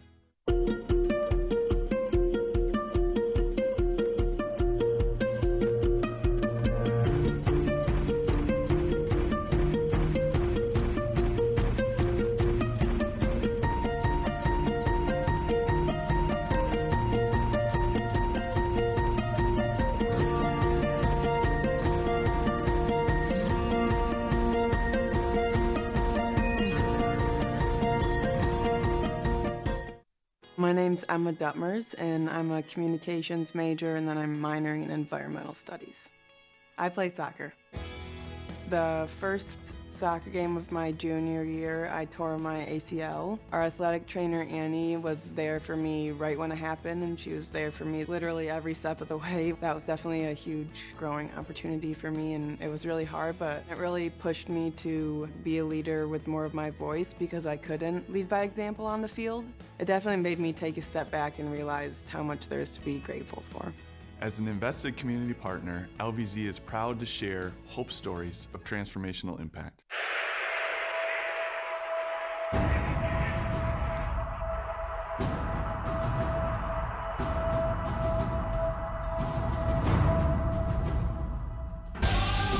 I was made for this.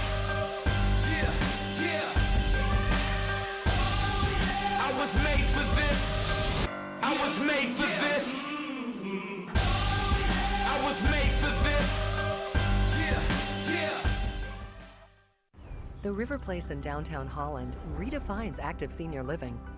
A no-step floor plan is designed around your needs, so you can leave the worries of home ownership behind and enjoy a vibrant lifestyle right outside your door.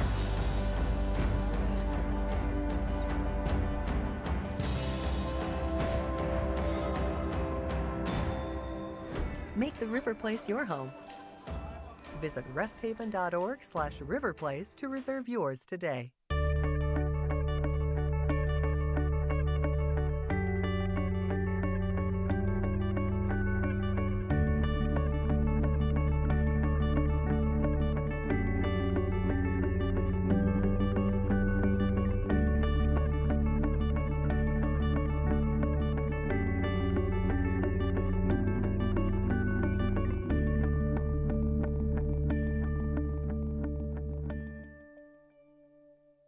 Whether you're building your dream home, buying a fixer-upper, or downsizing, the process can feel overwhelming. Let the local team at Lighthouse Title help the closing process be one less worry. Just ask your real estate professional or lender to close at Lighthouse Title. To learn more about how we are involved in our 35 communities or to ask us any questions about the process, visit us online at lighthousetitle.net.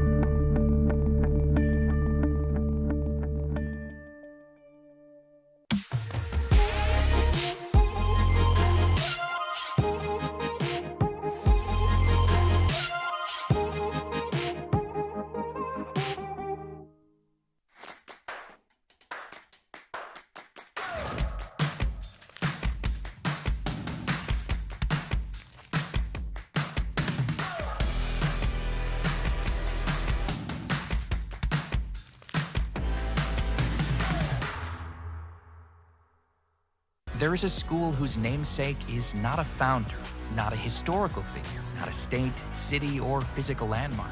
It is named after an ideal, a virtue, a way of life. Its name is hope.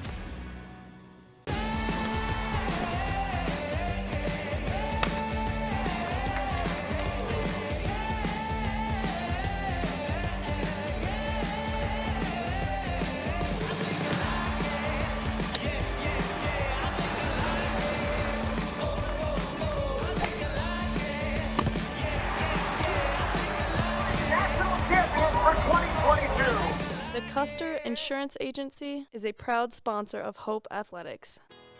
My name is Evan Thomas. I'm a rising senior at Hope College. I'm a biology major and a chemistry minor on the pre-med track, and I play basketball here. Hope's really defined my goals and defined the path I want to set for myself. Coach Mitchell has been a big catalyst in my growth here at Hope, as well as many professors, specifically my lab professor, Dr. Calvo. I hope to use what I've learned here at Hope to continue my research in medical school. Through medicine, I hope I can erase healthcare disparities. I'm Ryan Vanderswart. As an invested community partner, LBZ is proud to help share Hope College's stories of transformational impact.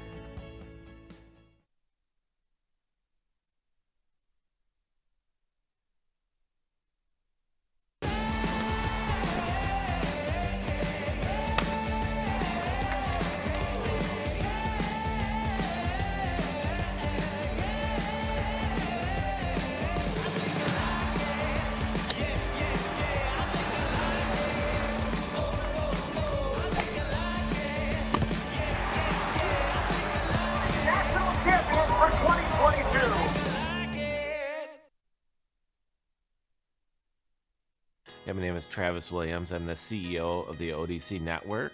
I graduated from Hope in 1998. I studied biology, and then I also played football. In order to be successful, people really need more than just the academic experience, but they need people to come alongside them and help them coach them, mentor them. I find that Hope College has just been one of the best examples of being able to do that anywhere. As an invested community partner, LBZ is proud to help share Hope stories of transformational impact. It's no secret. The best way to learn about Hope College is to spend time on our campus. The Hope admissions team invites you to a personalized visit experience you won't forget. Located in downtown Holland, Michigan, our historic campus is close to shopping and dining and just 10 minutes from Lake Michigan. We invite you to check out our campus tour options or sign up for an online tour with the Hope admissions office. There's never been a better time to see Hope College. Visit us at hope.edu/admissions. My name is Megan Bigelow, and during my time there, I was on the Hope women's soccer team. I decided to choose Hope because of the opportunity to be involved in multiple things. I didn't want to go somewhere where I was just a number in the field. I was able to double major, experience both a business academic load as well as economics. I loved the opportunity to really get to know my professors. Hope exceeded my expectations.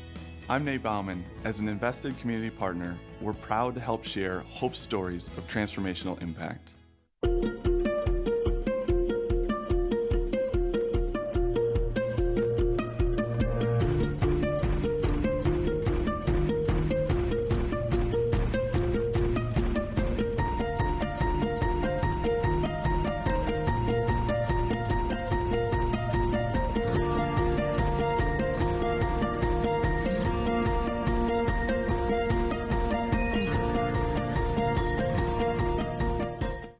My name's Emma Duttmers, and I'm a communications major, and then I'm minoring in environmental studies. I play soccer. The first soccer game of my junior year, I tore my ACL. Our athletic trainer, Annie, was there for me right when it happened, and she was there for me literally every step of the way. That was definitely a huge growing opportunity for me, and it was really hard, but it really pushed me to be a leader with more of my voice because I couldn't lead by example on the field. It definitely made me take a step back and realize how much there is to be grateful for. As an invested community partner, LVZ is proud to share Hope stories of transformational impact.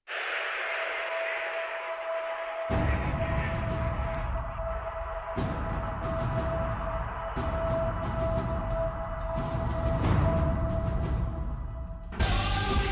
was made for this.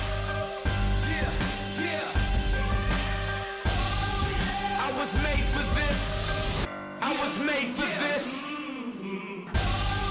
I was made for this.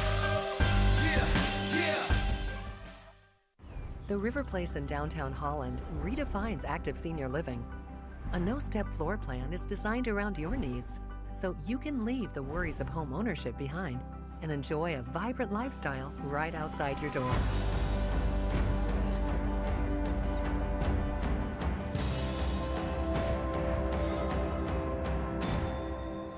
Make the River Place your home. Visit resthaven.org/riverplace to reserve yours today.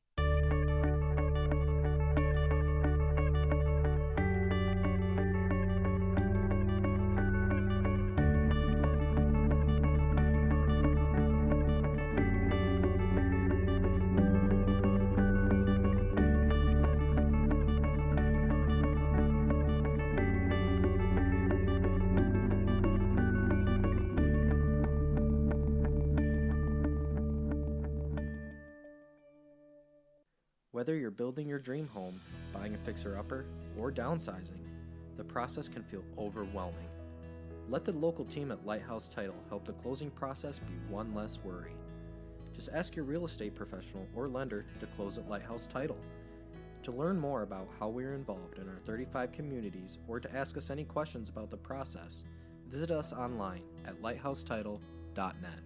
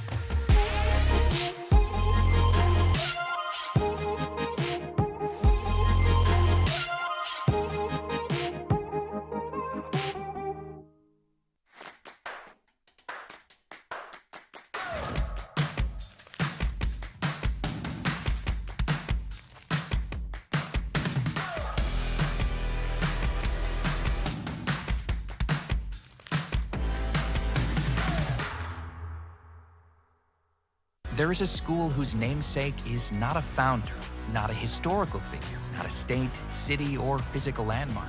It is named after an ideal, a virtue, a way of life. Its name is hope.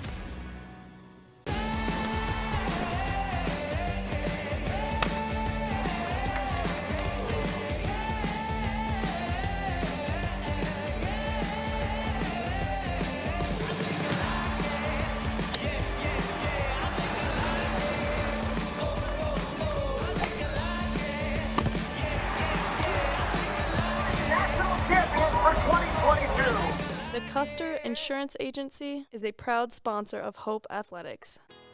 My name is Evan Thomas. I'm a rising senior at Hope College. I'm a biology major and a chemistry minor on the pre-med track, and I play basketball here. Hope's really defined my goals and defined the path I want to set for myself. Coach Mitchell has been a big catalyst in my growth here at Hope, as well as many professors, specifically my lab professor, Dr. Calvo. I hope to use what I've learned here at Hope to continue my research in medical school. Through medicine, I hope I can erase healthcare disparities. I'm Ryan Vanderswart. As an invested community partner, LBZ is proud to help share Hope College's stories of transformational impact.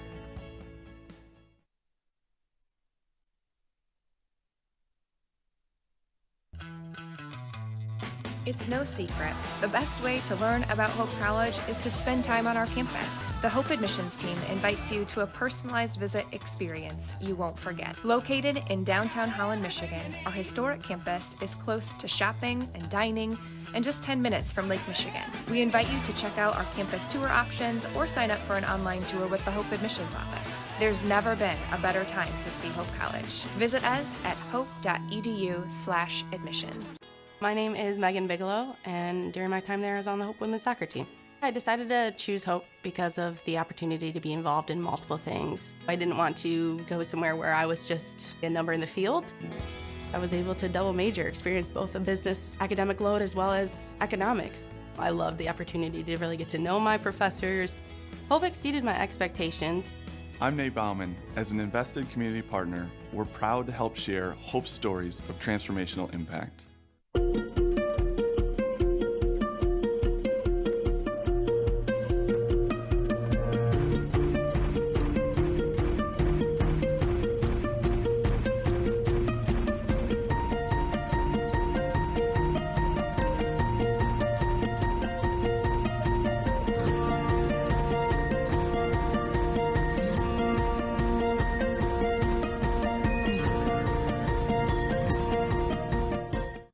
My name's Emma Duttmers, and I'm a communications major, and then I'm minoring in environmental studies. I play soccer. The first soccer game of my junior year, I tore my ACL. Our athletic trainer, Annie, was there for me right when it happened, and she was there for me literally every step of the way. That was definitely a huge growing opportunity for me, and it was really hard, but it really pushed me to be a leader with more of my voice because I couldn't lead by example on the field. It definitely made me take a step back and realize how much there is to be grateful for. As an invested community partner, LVZ is proud to share Hope stories of transformational impact. I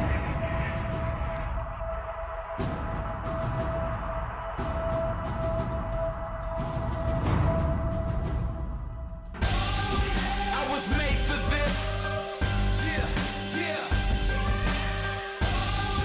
I was made for this. I was made for this. I was made for this.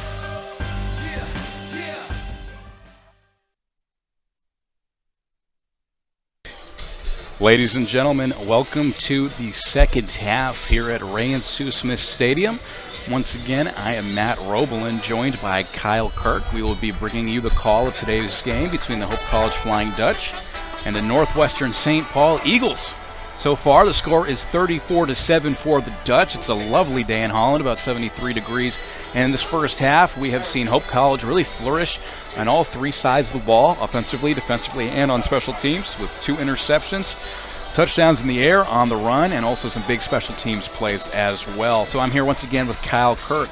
Kyle, what are some of your takeaways from that first half? Yeah, first half, we saw a lot of improvements from that Hope Flying Dutch defense, only allowing Northwestern to get in the end zone once here today, but their defense has had 2 takeaways, 2 key interceptions, setting the Hope up for points on both drives. So their defenses definitely came to play. Those guys up front, big Otis Ackerman and Paulberg, have been special for the Dutch, starting out with their D. And then on the other side of the ball, Hope's quarterback Trainer's starting to get a little bit more comfortable in his passing game. He's hit Harris for a nice touchdown and a few other guys, key touchdowns with Grant Holtzer. I mean, he's starting to swing it a little bit here. For Northwestern on the side of the ball, their quarterback Cantrell has been making some plays for them. I mean, he's been under pressure quite a bit, and he's been able to make it most out of it. I mean, he's picked up a few yards here on looks like sacks, but he's been able to make the most out of it. His favorite target, Burke, has not been involved too much, but they're probably going to look to get him involved a little bit more here. Their side of the ball, we said establish the run, but it looks like Northwestern's kind of taking those quick passes, quick outs to their guys. But Hope, they've been just demolishing the run, and their quick passes, their long passes have been working out, so might as well stick with it. Yeah, absolutely. And Zach Trainer so far has had himself a great day for the Hope offense. He is 10 of 14, 2 touchdowns, 167 yards. And how about that? No mistakes, no turnovers as well. There was one throw that was a little close, but no turnovers from this Hope College offense so far today. In the rushing game, we've seen Chance Strickland get in the end zone. We also saw Elijah Smith put up 37 yards for Northwestern. It's been, yeah, you said it, Cantrell has looked good, but he's really had to run the whole way. He's their leader in rushing, he's their leader in passing, and those 2 INTs made it hard. But here is the kickoff to start it off. Wow. And oof, that is a short kick. That's going to go out about the 43-yard line. Not a great start to the second half for the Eagles. Nope. But we will see the Hope College Dutch take over. It is going to be Zach Trainer and crew taking over again. Well, I'm interested to see the second half if Hope remains aggressive with this lead. We saw a mix of run and pass, actually more heavily on the pass game on their last drive. But, of course, this Hope team, they're known so well for the rushing attack and just whittling down defenses. So definitely. I expect to see running in the second half, but we'll see, Kyle. And this is one of those games that those second, third-string kind of guys, for the Flying Dutch at least, are just itching to get out there out on the field, because when you're up quite a margin like this, I mean, you're sitting on that sideline like, it's my time. It's my turn. It's my time to show out and show up for my team. And you got to be excited if you're one of the backups here for the Dutch. Hopefully they can keep it going, but let's see if Northwestern's made some key adjustments. All right, and now we're going to have Hope take their first play of the half. Here is Trainer. He's got Smith in the backfield. He's going to actually throw it, and that's a little bit of a risky pass there. Did not get to Terrell Harris. Kind of looked like it was in between both of those receivers most there. Definitely. I like that, though. I mean, right out the gates, you want to get a quick hitter, and they're trusting their quarterback, their young guy, freshman, Zach Trainer, to get the ball out, and he definitely did there. It was just a little off marks. Yeah, absolutely. So we're going to see Hope stay with 3 out wide. You've got Terrell Harris in slot, Smith in the backfield.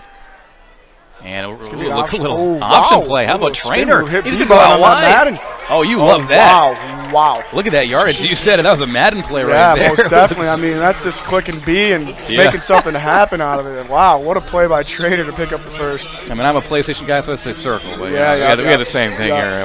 Most definitely. Good play by Trainer. Yeah, the spin move. And look at the crowd here. It's a gorgeous day in Hope. At Hope. We've been blessed with some good football weather the last couple of weeks. It's most definitely. No snow on the ground. Can't be mad about that. Here is Hope, first and 10 situation, and they're ready at the 39 after that short kick. Smith still in the backfield. They put their H-back in motion. That's number 40. They're going to... Short run there. Elijah Smith is going to get hit there by the defensive line of the Eagles. Short gain. They were ready for him that time. Their H-back was Seth Lumen there. Him and Adam Castle play that role of just kind of the lead blockers in those run situations. Lumen's big number 40 there with the knee brace on. Absolutely. Not to be confused with the linebacker Cole Lumen, of course. Here is a 2nd down and 9 situation. Trainer looks at his options. Quick pass out wide. Yeah, and he's Grant Holtzer. Good play by the DB there from Northwestern. It's going to be a 3rd and short, but that's something to look forward to in the second half. You got to make those key plays. When you're 2nd and long, you got to make a play on the defensive side of the ball, and they did there. Hopefully they can make a play and get their defense off the field so they can get some momentum here in the second. Absolutely. And Hope has done a great job of keeping this defense, man. They have to be on it. We have several deep passes so far. Here's Trainer, 3rd and 4. Looks at his options. Pressure. He's going to run. He's got pressure behind him. He's looking. He's going to throw it, and it's just going to go out. Yep. Good play there by the defense. That's probably their best stance of the afternoon here. Let's see if Hope stays on the field with their offense. It looks like they're going to try. Yeah, and Hope is no stranger to going for it on 4th down, even in leading in the game. Kind of reminds you of those lines. Dan Campbell does the same kind of thing. Yeah. And man. I mean, I don't necessarily I like the call here because you got to give those guys some confidence. I mean, say it was a closer game, this would be a key play in the game. So trying to just test out the waters. And Trainer is, and that just doesn't pay off there. Yeah, it didn't pay off there. He had a look with Smith running out wide, and you saw Smith turned around there at the last second, try to adjust to the ball there, and just kind of a weird play the way the rollout ended up happening and the throw on the move, and it just didn't work out. But a good play design at the very least that looked like it could have been a 1st down. And if you're on the other side of the ball, Northwestern's got to be happy with their defense there. Finally being able to get off the field and send their offense for good position here. Let's see if they can capitalize with the turnover on downs here. Absolutely, and taking the offense again, Caden Cantrell, quarterback for the Eagles. I wouldn't be surprised with a long shot here. They got to get something going. Absolutely. Watch for some trickery out the gates. Let's see what they drew up. Yeah. Here's Cantrell. He's going to quick go outs. Yep, and that's going to be a nice gain of about 5 there. See, that's what they've been going to all day, those quick outs, those slants. They love getting the ball out quick because the pressure comes fast with those interior D linemen for the Dutch. But nice job there by Cantrell, able to get it off, pick up a few for the Northwestern Eagles. And that is Ren Hammond on the catch. If you remember from the first half, Hammond had the most explosive play of the half for the Eagles. He caught a 36-yard ball, had a really nice adjustment on a nice throw from Cantrell.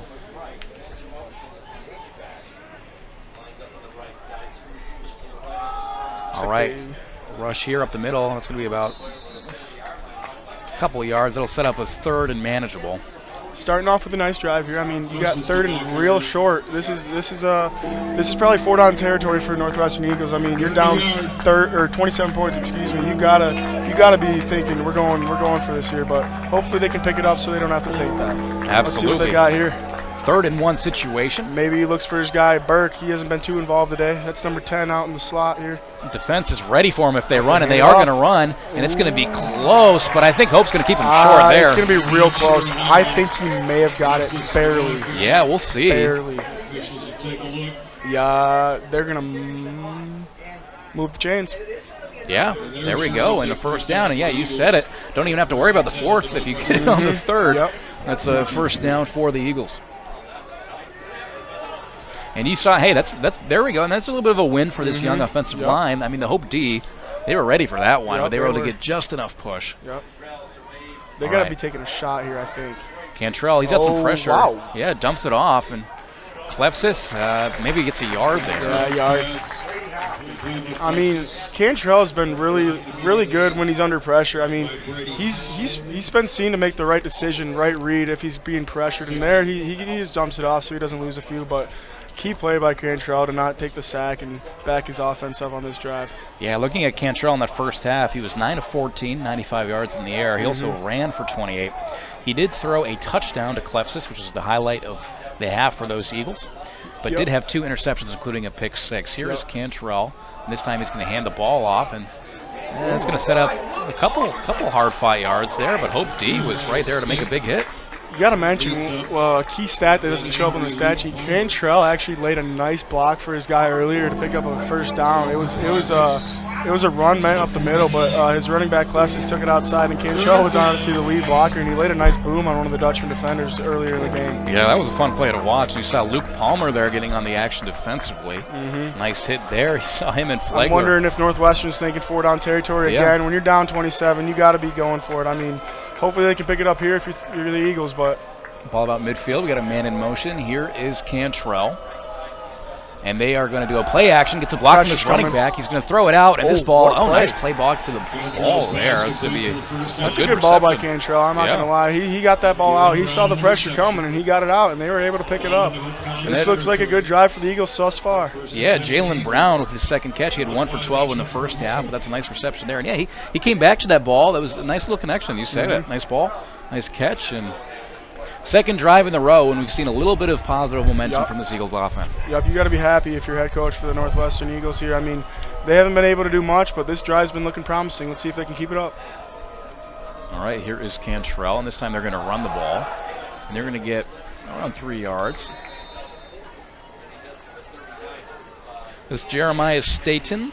So far, we've seen some of Ashton Lofton and Staten in addition to Klefsis in this rushing game for Northwestern St. Paul. 2nd and 7. So 2nd and 7 is the situation here. Ball's on the 39-yard line, just over 9 minutes here at Ransom Stadium. All right, and we're going to see 2 out back. Here's Cantrell, and they're going to go design quarterback run. Cantrell, he uses that big body to get some positive yards.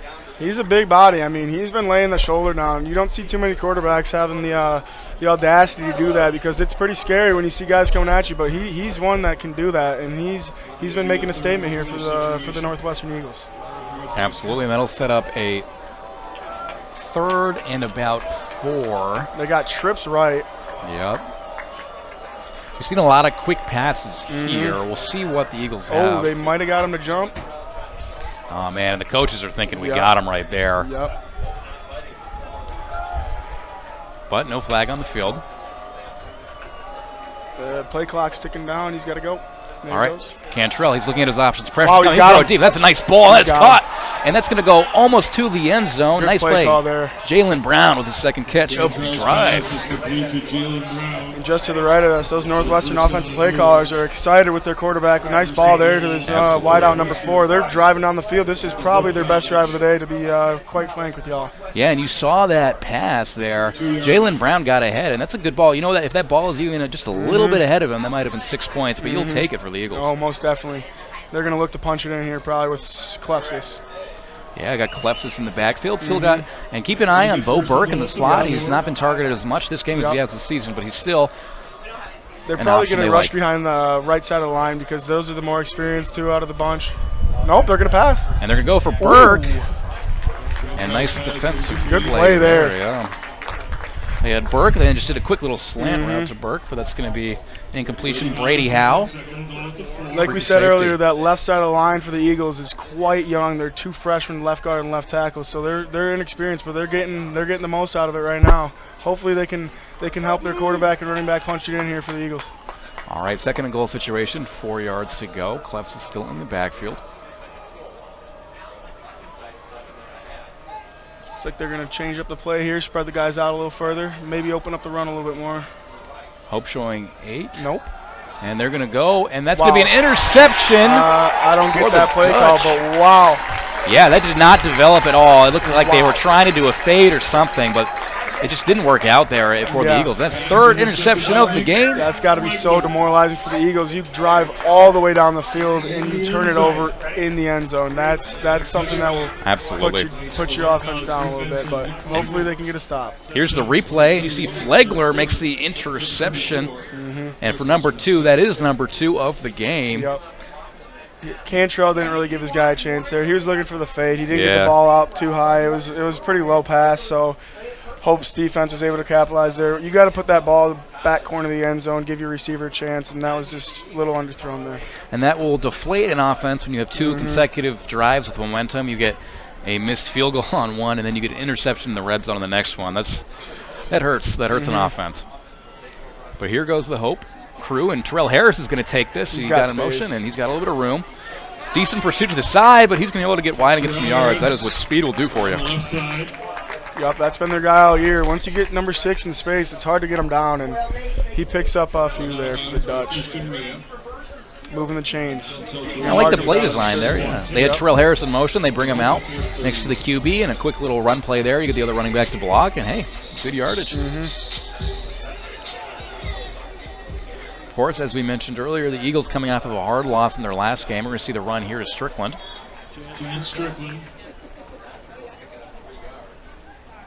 Still early in this season for both crews, so lots of football to be played. Conference play will start next week.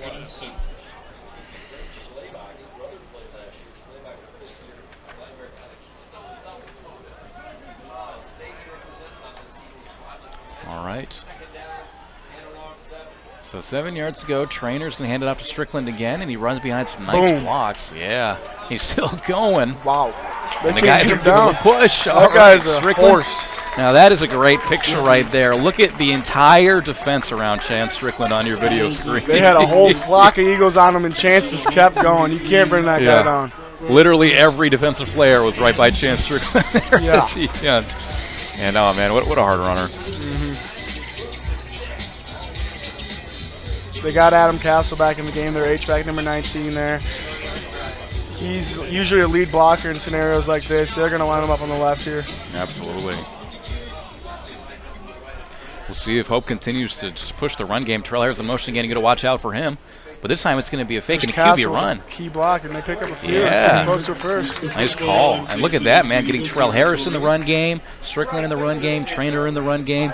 Man, it's good to see the offensive play calling flourishing in these different directions here on this drive. And Hope doing what they do well, get that run game going. And you don't want to be predictable if you're a good running team, right? It's one thing if you can do it if you can get 4 yards at every play, like an old school team can. Think of like a John Riggins-esque player. You want to do that. Yep. But most teams nowadays, it's hard to do that, right? So however you can spice up the run game, you want to do that. And in motion, you got Harris. That's under. Trainer's going deep to Grant Holtzer, and ref was almost hit the ref in the face. That play didn't look like it was going to develop throughout. I mean, that ball was a little underthrown. The ref was kind of sitting there like a duck, but I mean, I like the play call, taking a shot, but you got to get 1 yard here for the first, so look for a run on this third down. Absolutely, and they're going to bring in Eli Vanderveen, freshman from Hudsonville. The receiver's going to get some action. They got 40 Lumen lined up at the H-back position with Strickland in the backfield.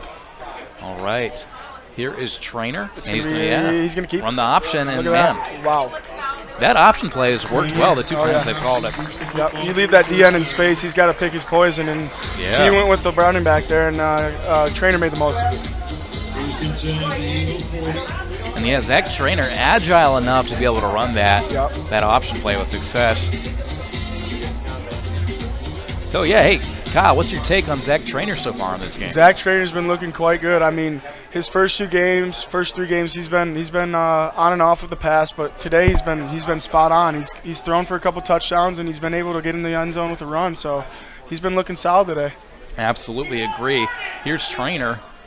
Northwestern wants a false start, but he's going to get always wide open. Look at this, and we've got a nice pass and a touchdown for the Dutch. There is flag on the field, however. This might be coming back for a hold. They would have blew it dead if it was a false start, but it's probably going to be a legal motion or a legal man downfield, it looks like, I think.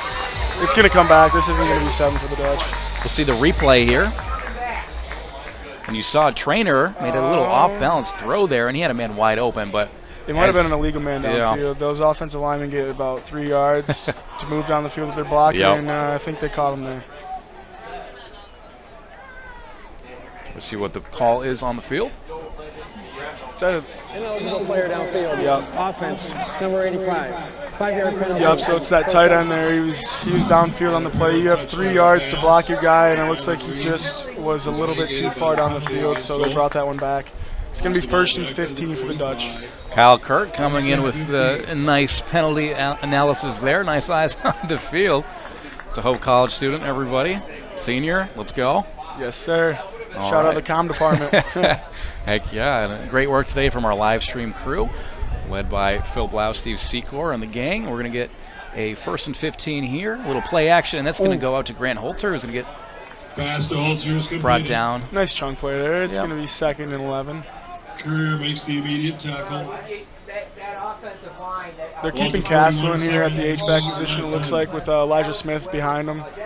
I wouldn't be surprised if the Hope Dutchmen try to get a chunk yardage play here with about 5 or 6 on the ground. Keep an eye on Terrell Harris lined up in the slot. It's that option again. Yep, here's the option play. And Trainer that time, he didn't. Boom. Man, look at him running hard. He didn't even sell that option at all. He took the ball and he didn't look over at Smith once. He just took it and ran. But once again, it's that element of having you got to pick your poison, right? Exactly. You leave that DN on an island and you got to pick one of them, and that's just a tough play. You never know. I mean, I've always been taught to go with the ball because that's the one who's got it, but there he went with the running back again. It's been paying off. Trainer kept it and got some yards. It's going to be 3rd and short. Absolutely. That'll set up a 3rd and 3. I think it's just out of field goal range for our kicker. The ball is spotted on the 33 at the moment. They're going to give it to Smith, and Smith is going to. That's going to be a close one. Ow. Yeah, watch the legs there. Yeah. Hopefully he's okay. That did not look good though. Smith's going to get up a little gingerly. He's going to stay in the game. Yeah. Yeah, no, they're going to bring him out. I think that's a wise move when you're up this much. Yep. Hopefully Elijah Smith's okay. It was a little bit of an awkward tackle there. It'll set up a 4th and 1, and to nobody's surprise, Hope's going to go for it at this part of the field. Chance Strickland's back there. I want to be surprised with it on 2 count here, but you never know. And remember, Trainer can take it too. He's doing that option. Oh, yeah. Oh, look at that. The Northwestern coaches want to hold, but it doesn't look like one's coming in. Yeah, I mean, Hope has gotten some, they've good positioning from this offensive line all day. They've had their way with this defensive line for most of the game. Oh, yeah, they have. It does get frustrating for a defensive line coach. Yep. I mean, you got big bruisers like number 73, Luke Marsh, 6'5". I mean, that guy came over from Grand Valley, I believe, and he's just been dominant for the Dutch this year and last year as well. That will set up a 1st down. Hope doing well in those 3rd and 4th short situations. Here is Trainer. The heat. Yeah, pressure's coming. Nice Gets a nice block to the outside. He steps up, and he's going to throw it to Holtzer, and they've got a chance for. That's They've got a TD. That's a touchdown. Grant Holtzer. And man, what a play from Zach Trainer. The pressure comes on him, and he stays composed. That's 6. Another for Holtzer. Holtzer's got 2 on the day. Have a day, young man. Look at this throw here. You see the replay. And Holtzer, man, these last 2 weeks, you said it, he's having himself a week. And that's, man, you see a play like that from Zach Trainer, and you're thinking, man, this kid could be real good when he makes plays like that. Exactly, and if you're a backup for the Hope Dutchman or a 3rd string kind of guy, you're thinking, keep it up, young man. I want to get in this game. Keep putting on those points. Other sideline, they're probably demoralized because they went down that field and were unable to capitalize there, but hopefully they can get something going here. Their kick return team has been pretty special today. I wouldn't be surprised if they try to take another one out here. Absolutely. We've got about 2 minutes left in this 3rd quarter. I'd like to take a quick moment and thank some of our Hope College Athletics anchor sponsors. Hope College Athletics would like to thank the following boosters and generous sponsors for their support of our athletic programs at Hope College. We give thanks for our community partnerships and support of the mission of Hope College Athletics. We'd like to thank Lawrence and Vanderswerk Financial Planning, BPW, Lighthouse Title Group, and Custer. Once again, thank you to our athletics anchor sponsors for your support, to all our other boosters as well. We appreciate it. Thanks to all of you for watching this game, the 323 of you that are with us. The 8 of you who like the post, you guys are our favorites. You're our top fans. You want to raise that number up a little bit, that'd be great for us too. But once again, I'm Matt Roblin here with Kyle Kirk, and it's been a good day. If you're a Dutch fan, if you're an Eagles fan, a few positive things to take out of this game, but it has been a hard game. There's no sugarcoating that. Here's the kickoff. They're going to take it out. All right, and that guy number 6, Luke Mallory, and he's going to be stopped by a boatload of Flying Dutch. Yeah, hard hit there. Looked like Jalen Brown got knocked up pretty bad.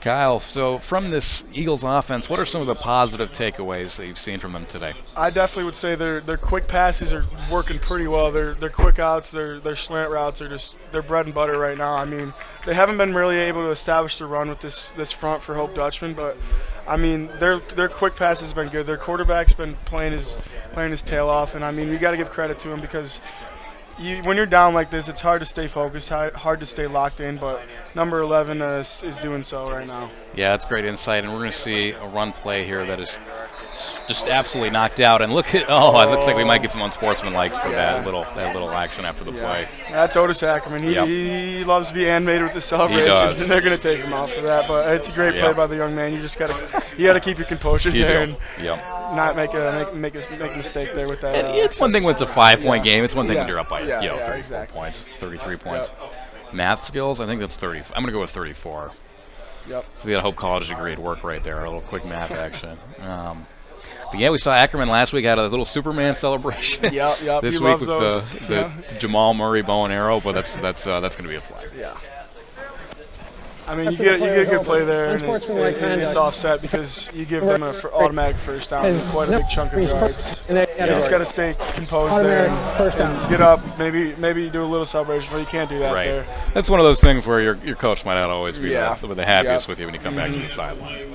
I'm sure Otis won't hear the last of that one in this week's film.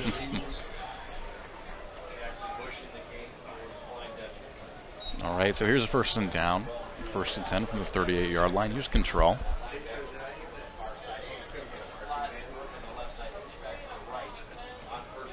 Showing run, and they are going to go play action. Throw it. Yeah, look at that. Jalen Brown was they were looking for. That was almost picked off there, too.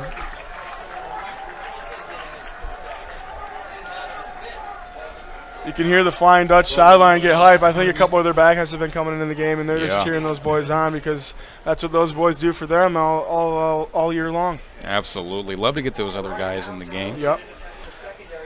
And you never know in football, right, when you're going to have injuries, so you want your guys to be ready, and above all, you want those guys to be confident. If you have one man come in, you want to keep your game going. So we're going to see another quick pass. It's going to go out. And he's going to be swamped up pretty quick there. I mean, they've had success with those short passes, but at some point, Hope knows, all right, this is what these guys are doing. We're ready for it. That's what they've been doing, so you got to think they're catching on, but they're still going at those. I think they should try to take a shot here. I mean, you need 11 yards to pick up the first. Absolutely. I mean, you're down 34, like you said. You got to get something going. Just keep your guys in this game. Keep those fans in the game that came all this way from Minnesota.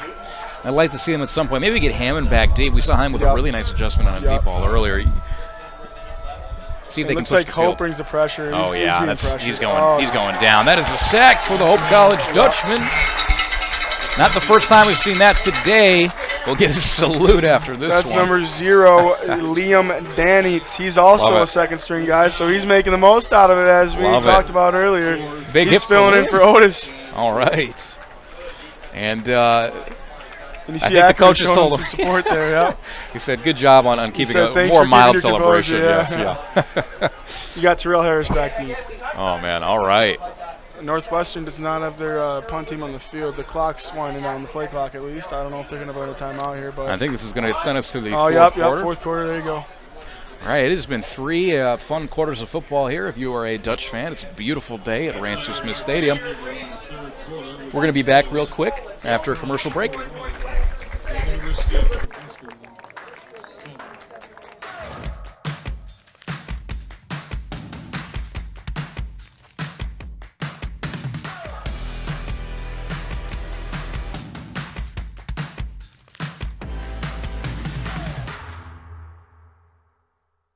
There is a school whose namesake is not a founder, not a historical figure, not a state, city, or physical landmark. It is named after an ideal, a virtue, a way of life. Its name is hope.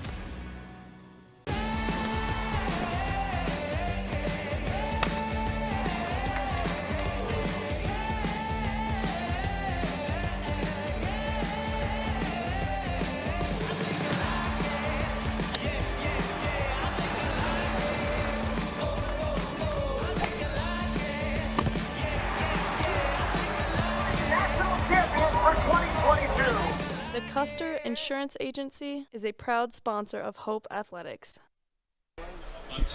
All right, the punt team is on the field. We've got Terrell Harris back deep. We'll see if he gets a return. Welcome to the saw fourth those quarter. commercials there. The Hope volleyball team's been off to a hot start. I believe they're 9-0 thus far through the year, and they've been dominant. They've had a couple transfers come over, one from Iowa. She's been dominant for the Dutch, and they've been looking good this year. So we're looking forward to watch them down the stretch here. Absolutely. Great plug for all the Hope Athletics. Yep.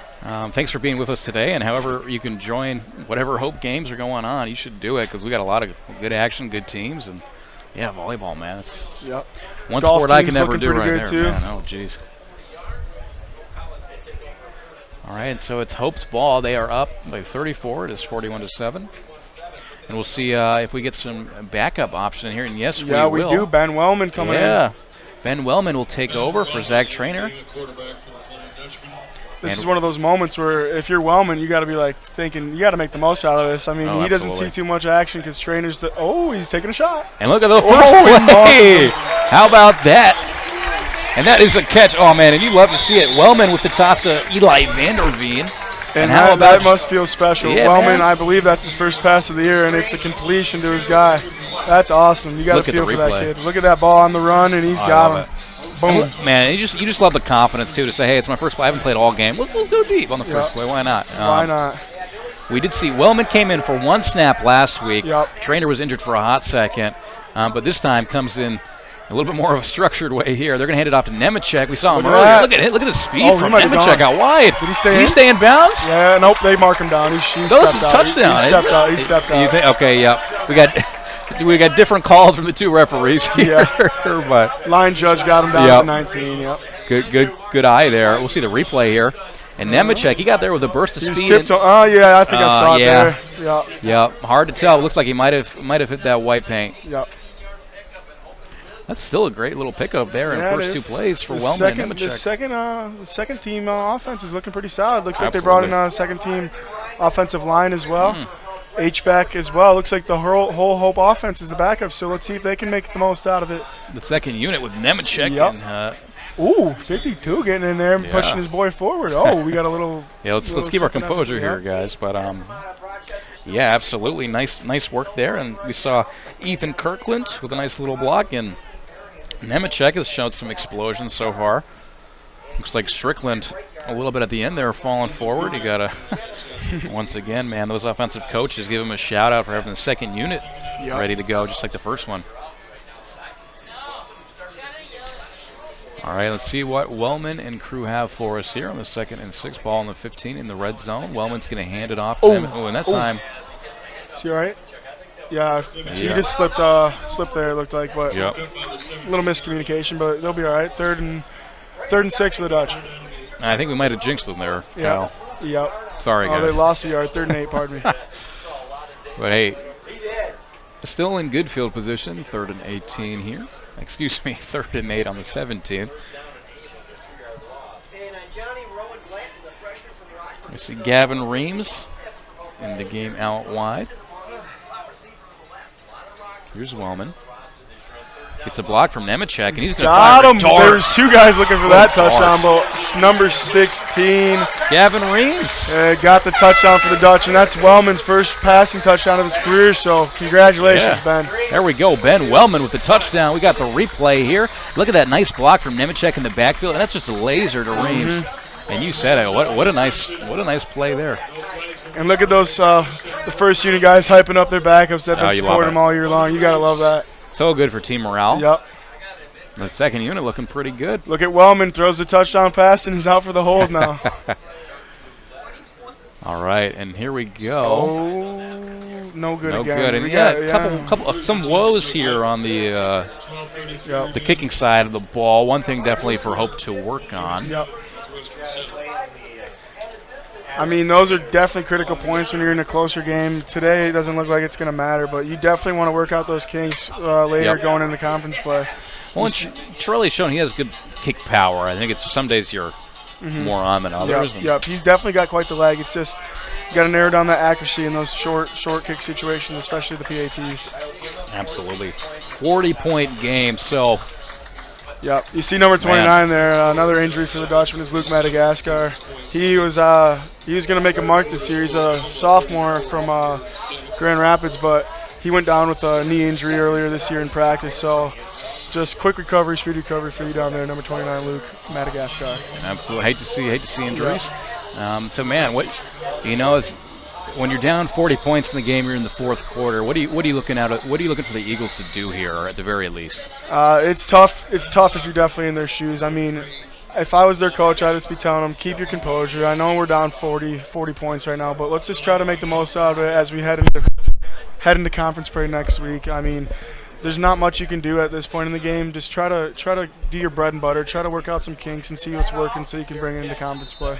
You just want to stay away from injuries and make sure your guys are healthy. Absolutely. We'll see if we see the second unit offensively for the Eagles as well here. It's going to be a fair catch there, and we'll see if we have... Yeah, it looks like Hope's second unit for their defense is coming out, so these guys are going to get a chance here. Second unit is coming out for the D. Looks like we got Colton Skeer, number 49, coming in at backer. All right. Let's see if we have. We're going to stay with Cantrell at QB. Yep. Number 97, Deshaun Robinson, checking for the interior D lineman here. Along with 93, Jacob Reynolds. They got the stack on the left here. Absolutely. Here's Cantrell. Quick pass again. Another quick throw, and it's going to be what a nice move. There you go. There, and he's got some open space. Here's Jalen Brown. Nice play there by the Eagles. Let's see if the Eagles try to capitalize here. It could give their offense a little momentum going against Hope's second unit. Just make them feel like they got something going and looking forward to moving it on into conference play. Yeah, and you'll take whatever you can get at this point in the game. Nice, and we see Jalen Brown with some nice receptions today. He's had a good impact, not to be confused with Boston Celtics Jalen Brown. We got 4 out wide here.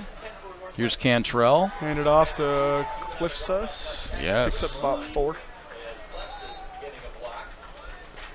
Man, and you saw there defensively for Hope. Sean Robinson fighting to the last whistle there. Yep. Reynolds on the tackle.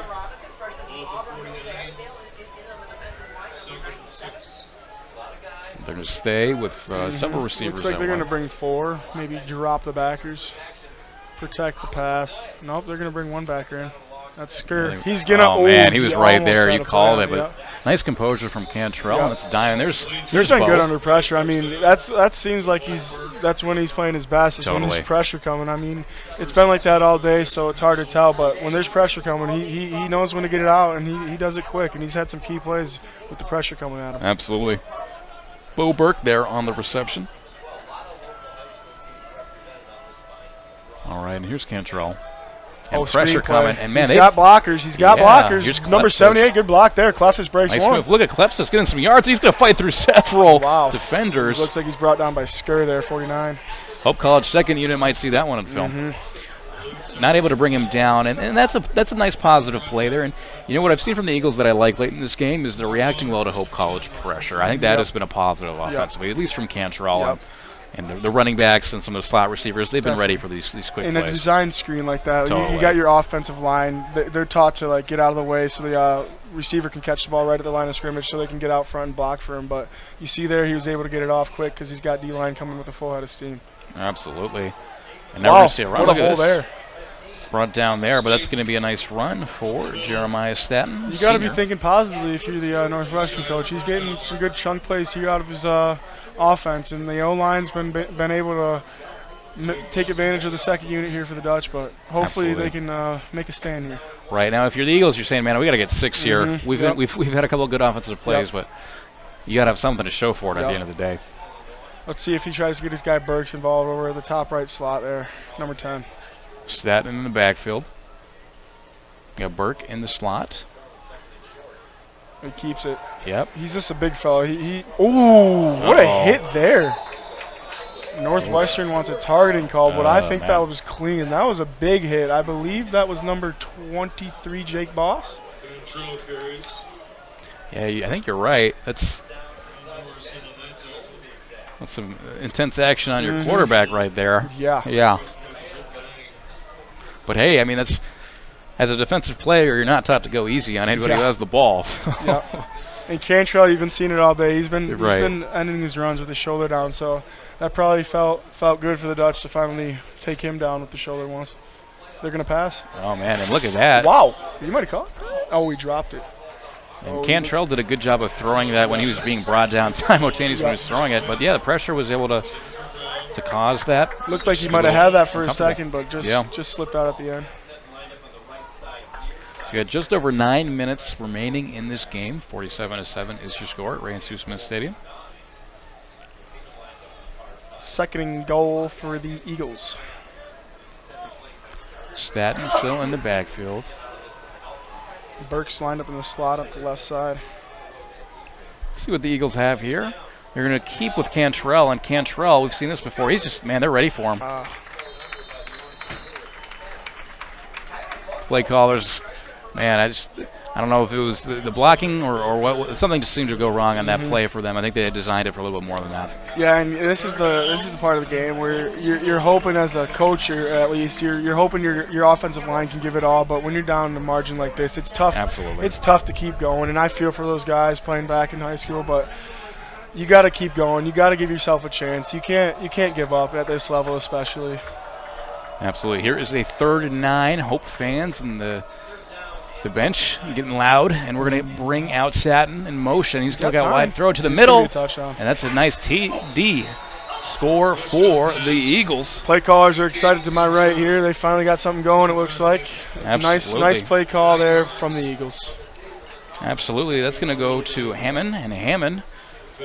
You got to feel good if you're the Eagles. Oh, we got an injury on the field. Yeah, looks like we have a collision. We're gonna step away for a second here while the training staff comes on the field.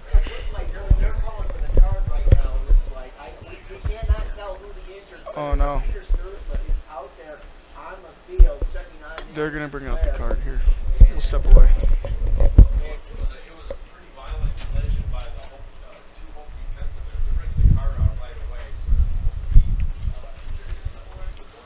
All right, looks like we have a pretty serious injury, unfortunately, on the field. We see all the players here.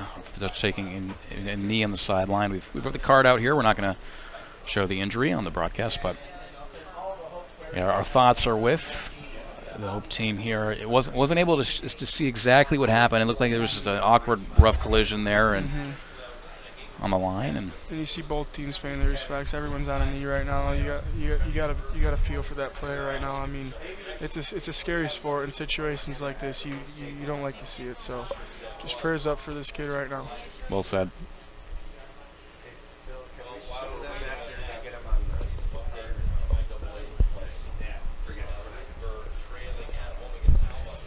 We don't quite know who the player is for the Dutch yet, but once we do, we'll let you know.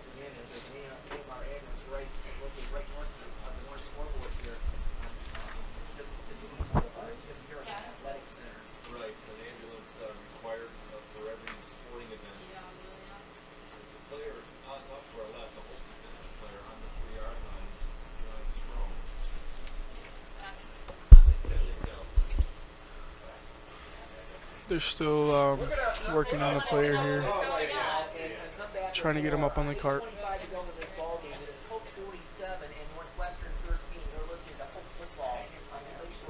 Yeah, you can see all players here on the field taking a knee. We've got about 8:25 left here in the game. I'd like to take this moment to, thank our training staffs for both teams for all the good work they do to try to keep our players healthy. We got him healthy. up on the cart here. All right, we're going to see applause from both teams. Good to see the sportsmanship. Obviously, football is a game, and beyond the game itself, we hope that all the of injured player these is men are number all right. 23, Jake Boss. He's a senior from Hazlet, Michigan. And we saw Boss with a nice hit just earlier on that drive, and it looks like it's a leg injury, if I'm not mistaken, but Boss is giving a thumbs up to his teammates. Prayers up for Boss. absolutely hate to see that injury there.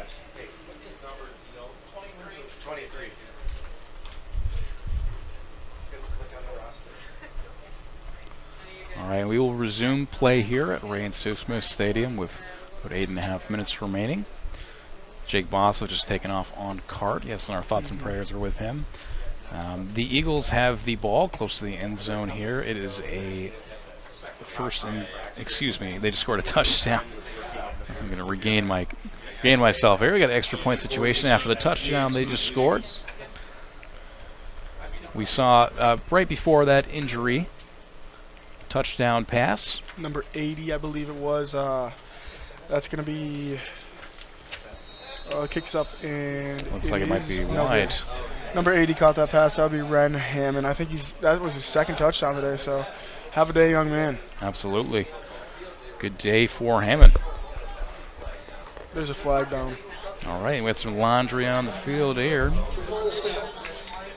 False start. False start, I believe you got to redo the play. I think you're right. Yeah, I don't think you get the option to decline. The whole defense or special like, teams units off the field, but yeah, that'll give them a second chance. They got to get back out there, I believe. Yep, here they come.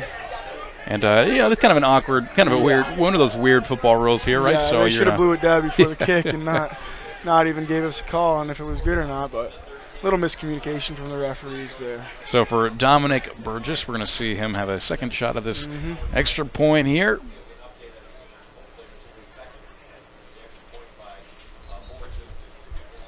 All right, and here's Burgess with number 2. He got it that time. And he did. Here we go. Second time is the charm. That's right. That'll put us to 47-14.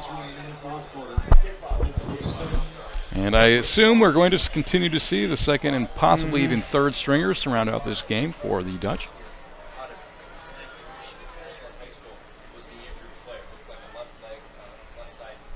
He was seated as they put him up on the cart, so it looked like.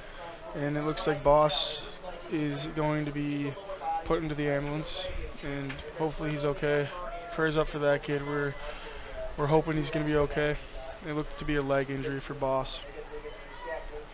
Yeah, Boss, senior from East Lansing. He played at Hazlet.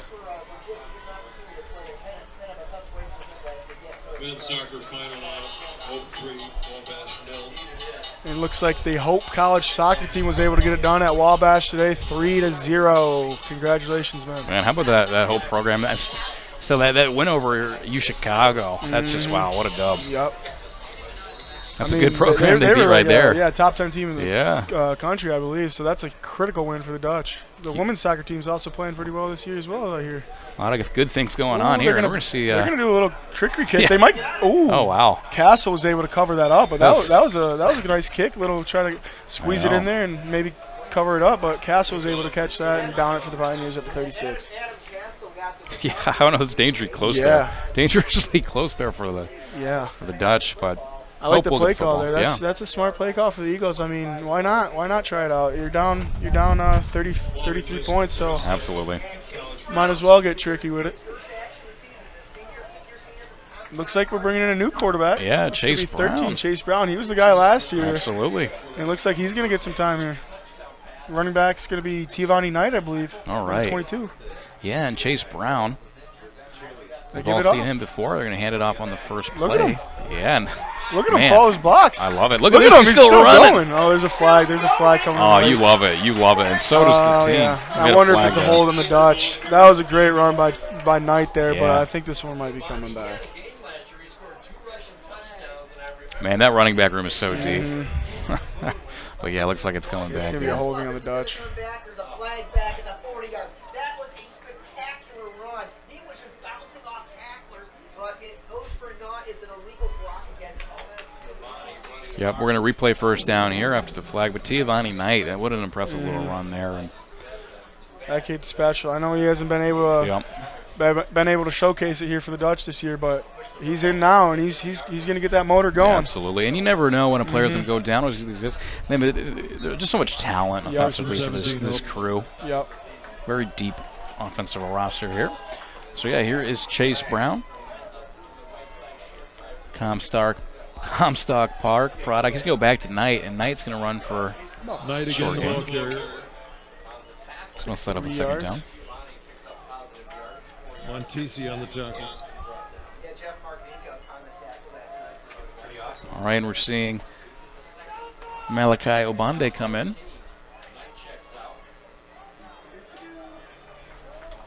As well as Billy Sternberg. Might see him play some H-back. Yep, we got number 3, Malachi, checking in, like you said.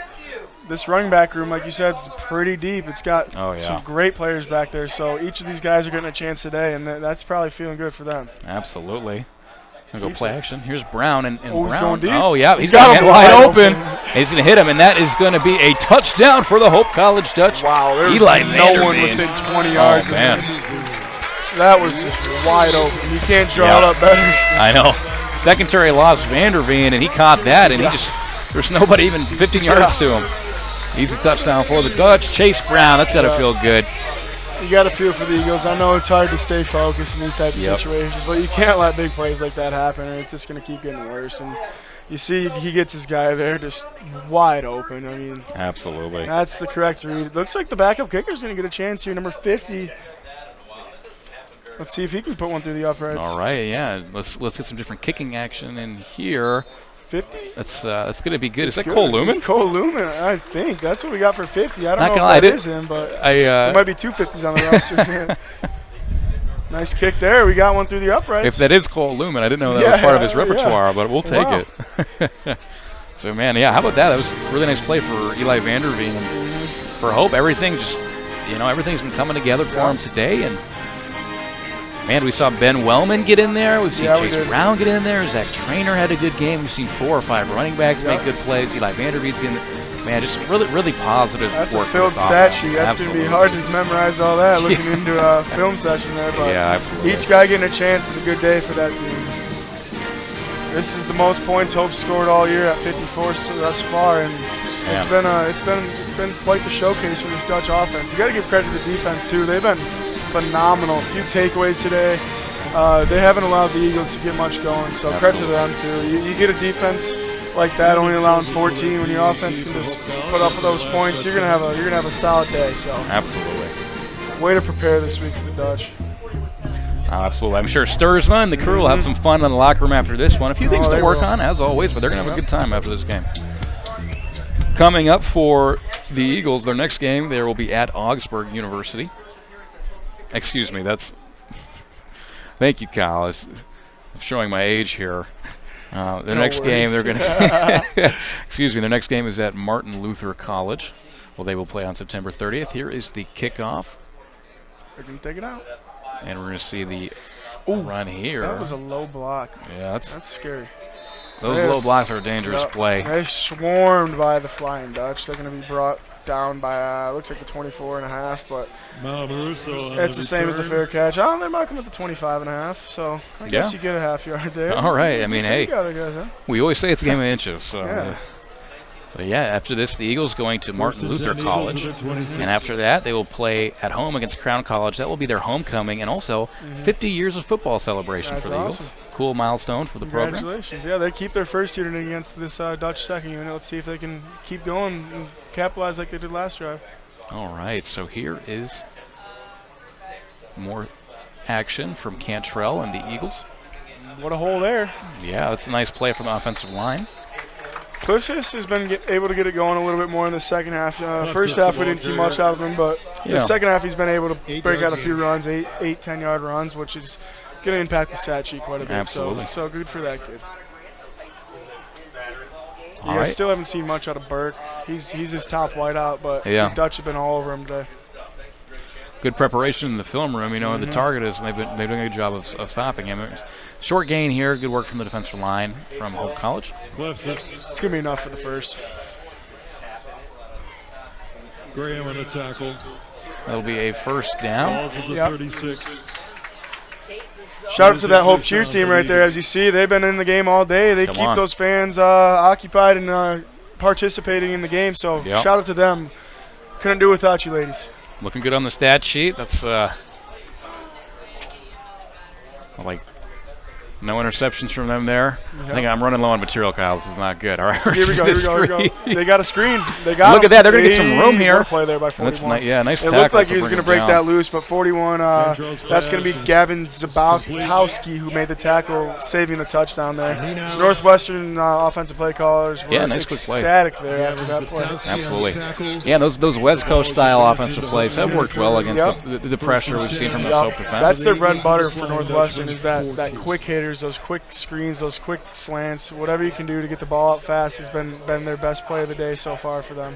So that's going to be something they're definitely going to bring into conference play. Here's a 1st and 10 from the 40-yard line, and they're going to go play action. Here's Cantrell. Oh, Cantrell's going to throw this one deep, and it's going to be too far for his receiver.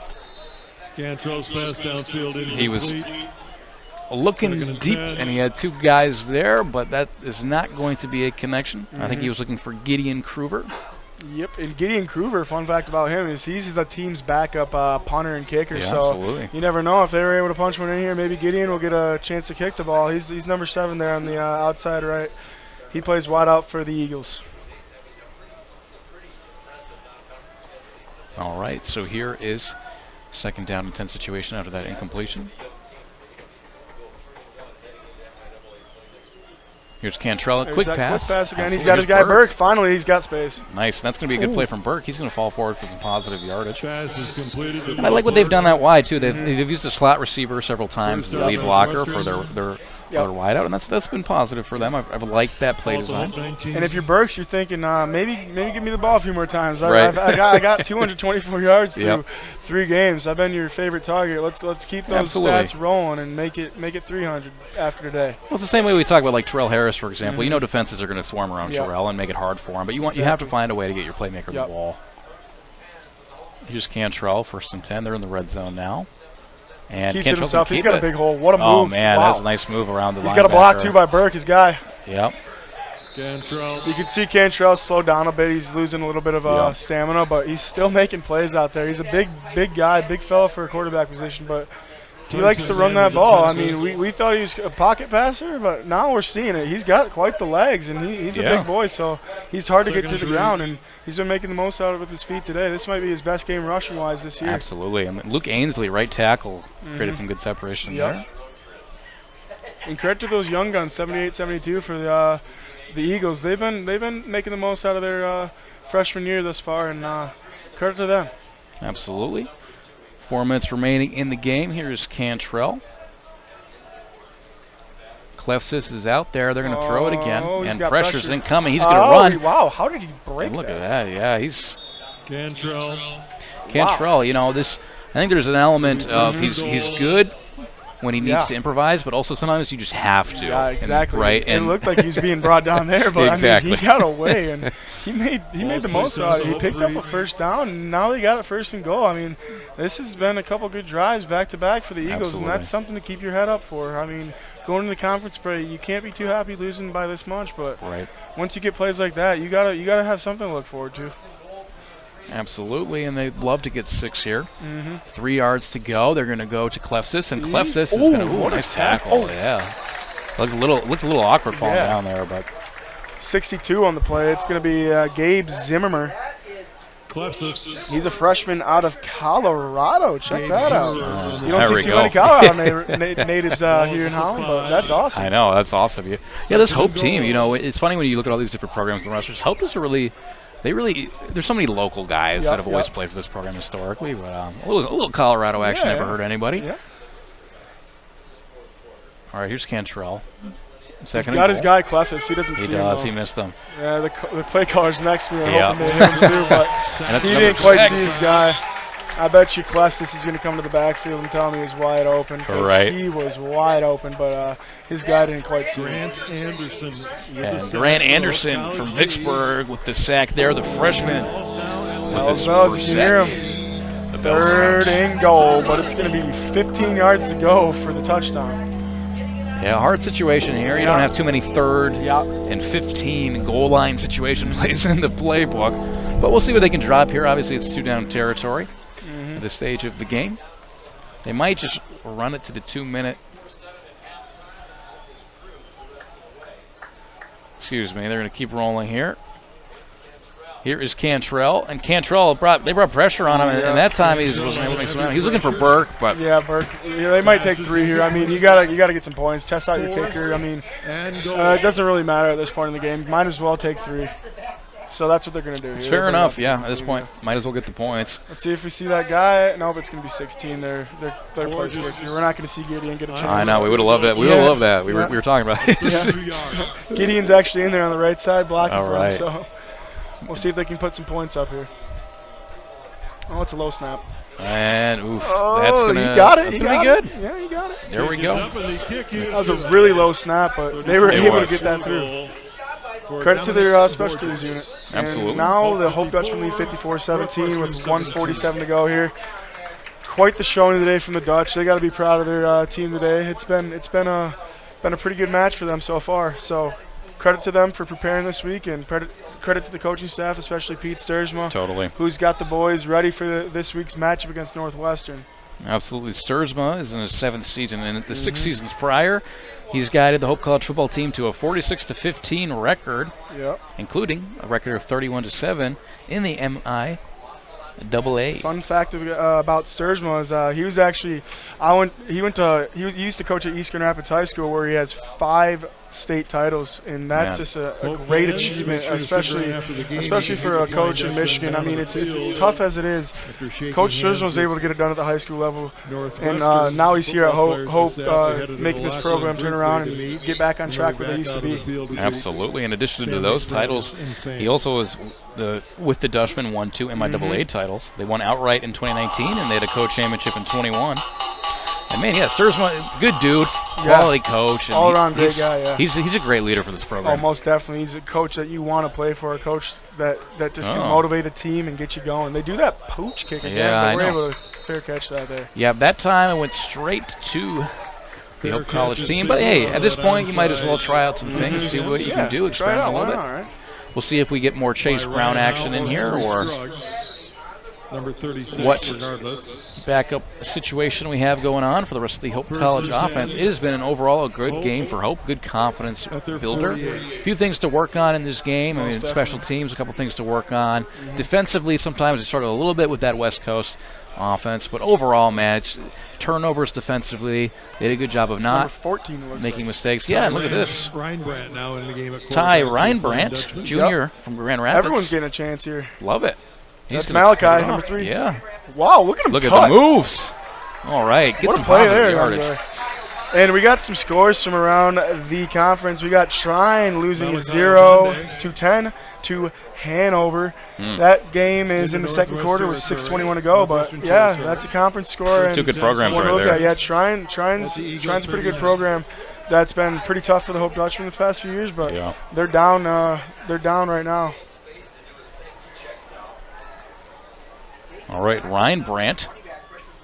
He's going to hand it off again. Look at that. Man. Wow. How about this that? This second unit is making the most out of their time. They're just subbing in and out. They're getting guys workload. They got to be happy with their guys right now because everyone's making the most out of their time. I think that was Jackson Zeter in there. Yeah. 2nd and 1. Is that number 7? I think this is the freshman out of Grand Blanc that's in at quarterback now. Man, just get everybody in Look the at game. that, Hunter look at that. Ames. Yeah, Hunter Ames. They got 40 seconds. How about them to go. switching Come it up on. halfway through the Yeah, drive? That is yeah. awesome. Get everybody in the game. First down. I don't know if they're going to stop the clock. I think it's a running clock, if I'm not mistaken. No, they're going to keep it going. They're going to keep it going? all right. So then we're going to, man, we're that's just. probably going to be the last play. I wouldn't see why Hope's going to try for one more. I know. The They're second having too much fun subbing everybody in here. Yeah, the guys. second unit Oh, they're going to go. They're going to try to get one more play off. I don't know if you want to take a shot here. It's kind of disrespectful, but I mean, it's a third unit, so you got to feel for them. Yeah, they hand it off. Yeah, they're going to hand it off, and this Stay I in assume. balance. Oh, what a stiff arm! Yeah, look at that. He just threw 28 to the ground, and that looks like it's going to be the last play of the game. And Flying Dutch are going to take the victory here at home, 54-17. Great game for the Flying Dutch program, and man, you got to finish this game, and you are feeling good about what is going on with this program. Couple good wins in a row for the Dutch, and man, Kyle, it was a great showing for them today. A few more looks around the MIAA. We got Alma. They're up 41-21 against Wittenberg in the fourth. Albion is up 27-0 against Wisconsin Stephen Point. Like I said earlier, Trine's down 10-0 to Hanover. Adrian trails Greenville 10-7 at the half. And finally here, Hope Flying Dutch with the victory, 54-17 over the Eagles. That's kind of cool. Look at that handshake line. You got I know, right? Blue on both sides of the white. I've never seen something like that, but you can see how large the whole program is, right? Yeah. It's quite the visual there. And man, you saw those last couple drives. Hope was just like playing hot potato with all of the depth on the roster. Yeah, those third string, second string kind of guys were like, "Come on, coach. Let me get some of this action. Yeah, let me get a few more plays off. I want to make some marks on the stat sheet, as we saw there." Oh my gosh, that'll bring the Flying Dutchmen to 3-1 on the season. Yep, 3-1. They're going into conference play where they're going to take on, I believe it's Trine, if I'm not mistaken. I could be wrong, but I know it's conference play for sure. Absolutely, yeah. Hope. That's a 3 o'clock. We're gonna get some replays here. Looking There's at that pick earlier from from that ball that was a little bit underthrown. Adrian College, back my pardon. They'll take them. They're going to be at Adrian September 30th. That game time will be 3 p.m. You see more of these highlights here, including the sack there. Yeah, and after Adrian, they're going to play. Wellman's pass to one man, with that was a great play. Yep. Everyone was making a statement today. There was almost that touchdown there. Yeah, that little toe Nemechek really wanted that one in the end There's zone. Wellman's touchdown pass. And yeah, after the game against Adrian, Hope will play at home against There's Albion. Knight on that run that was called back, but he had that great run. I see something in that kid. He's special. Yeah, good roster. Eli Vanderveen as well got us the end zone a couple times. And overall, it's been a great game for the Hope College Dutch. Yes, it has indeed. And the weather has been awesome for us. You guys, hey, if you're watching this game, thank you so much for being with us. We'd love it if you can make it out to Rand-Smith Stadium. Once again, hey, any last thoughts? I think we're wrapping up here. Yep. So it's been a pleasure. Yeah, it's been a pleasure. Thanks for tuning in, everybody. We hope you have a great rest of your weekend. Thanks for joining us today, and go Dutch as always. All right, go Dutch.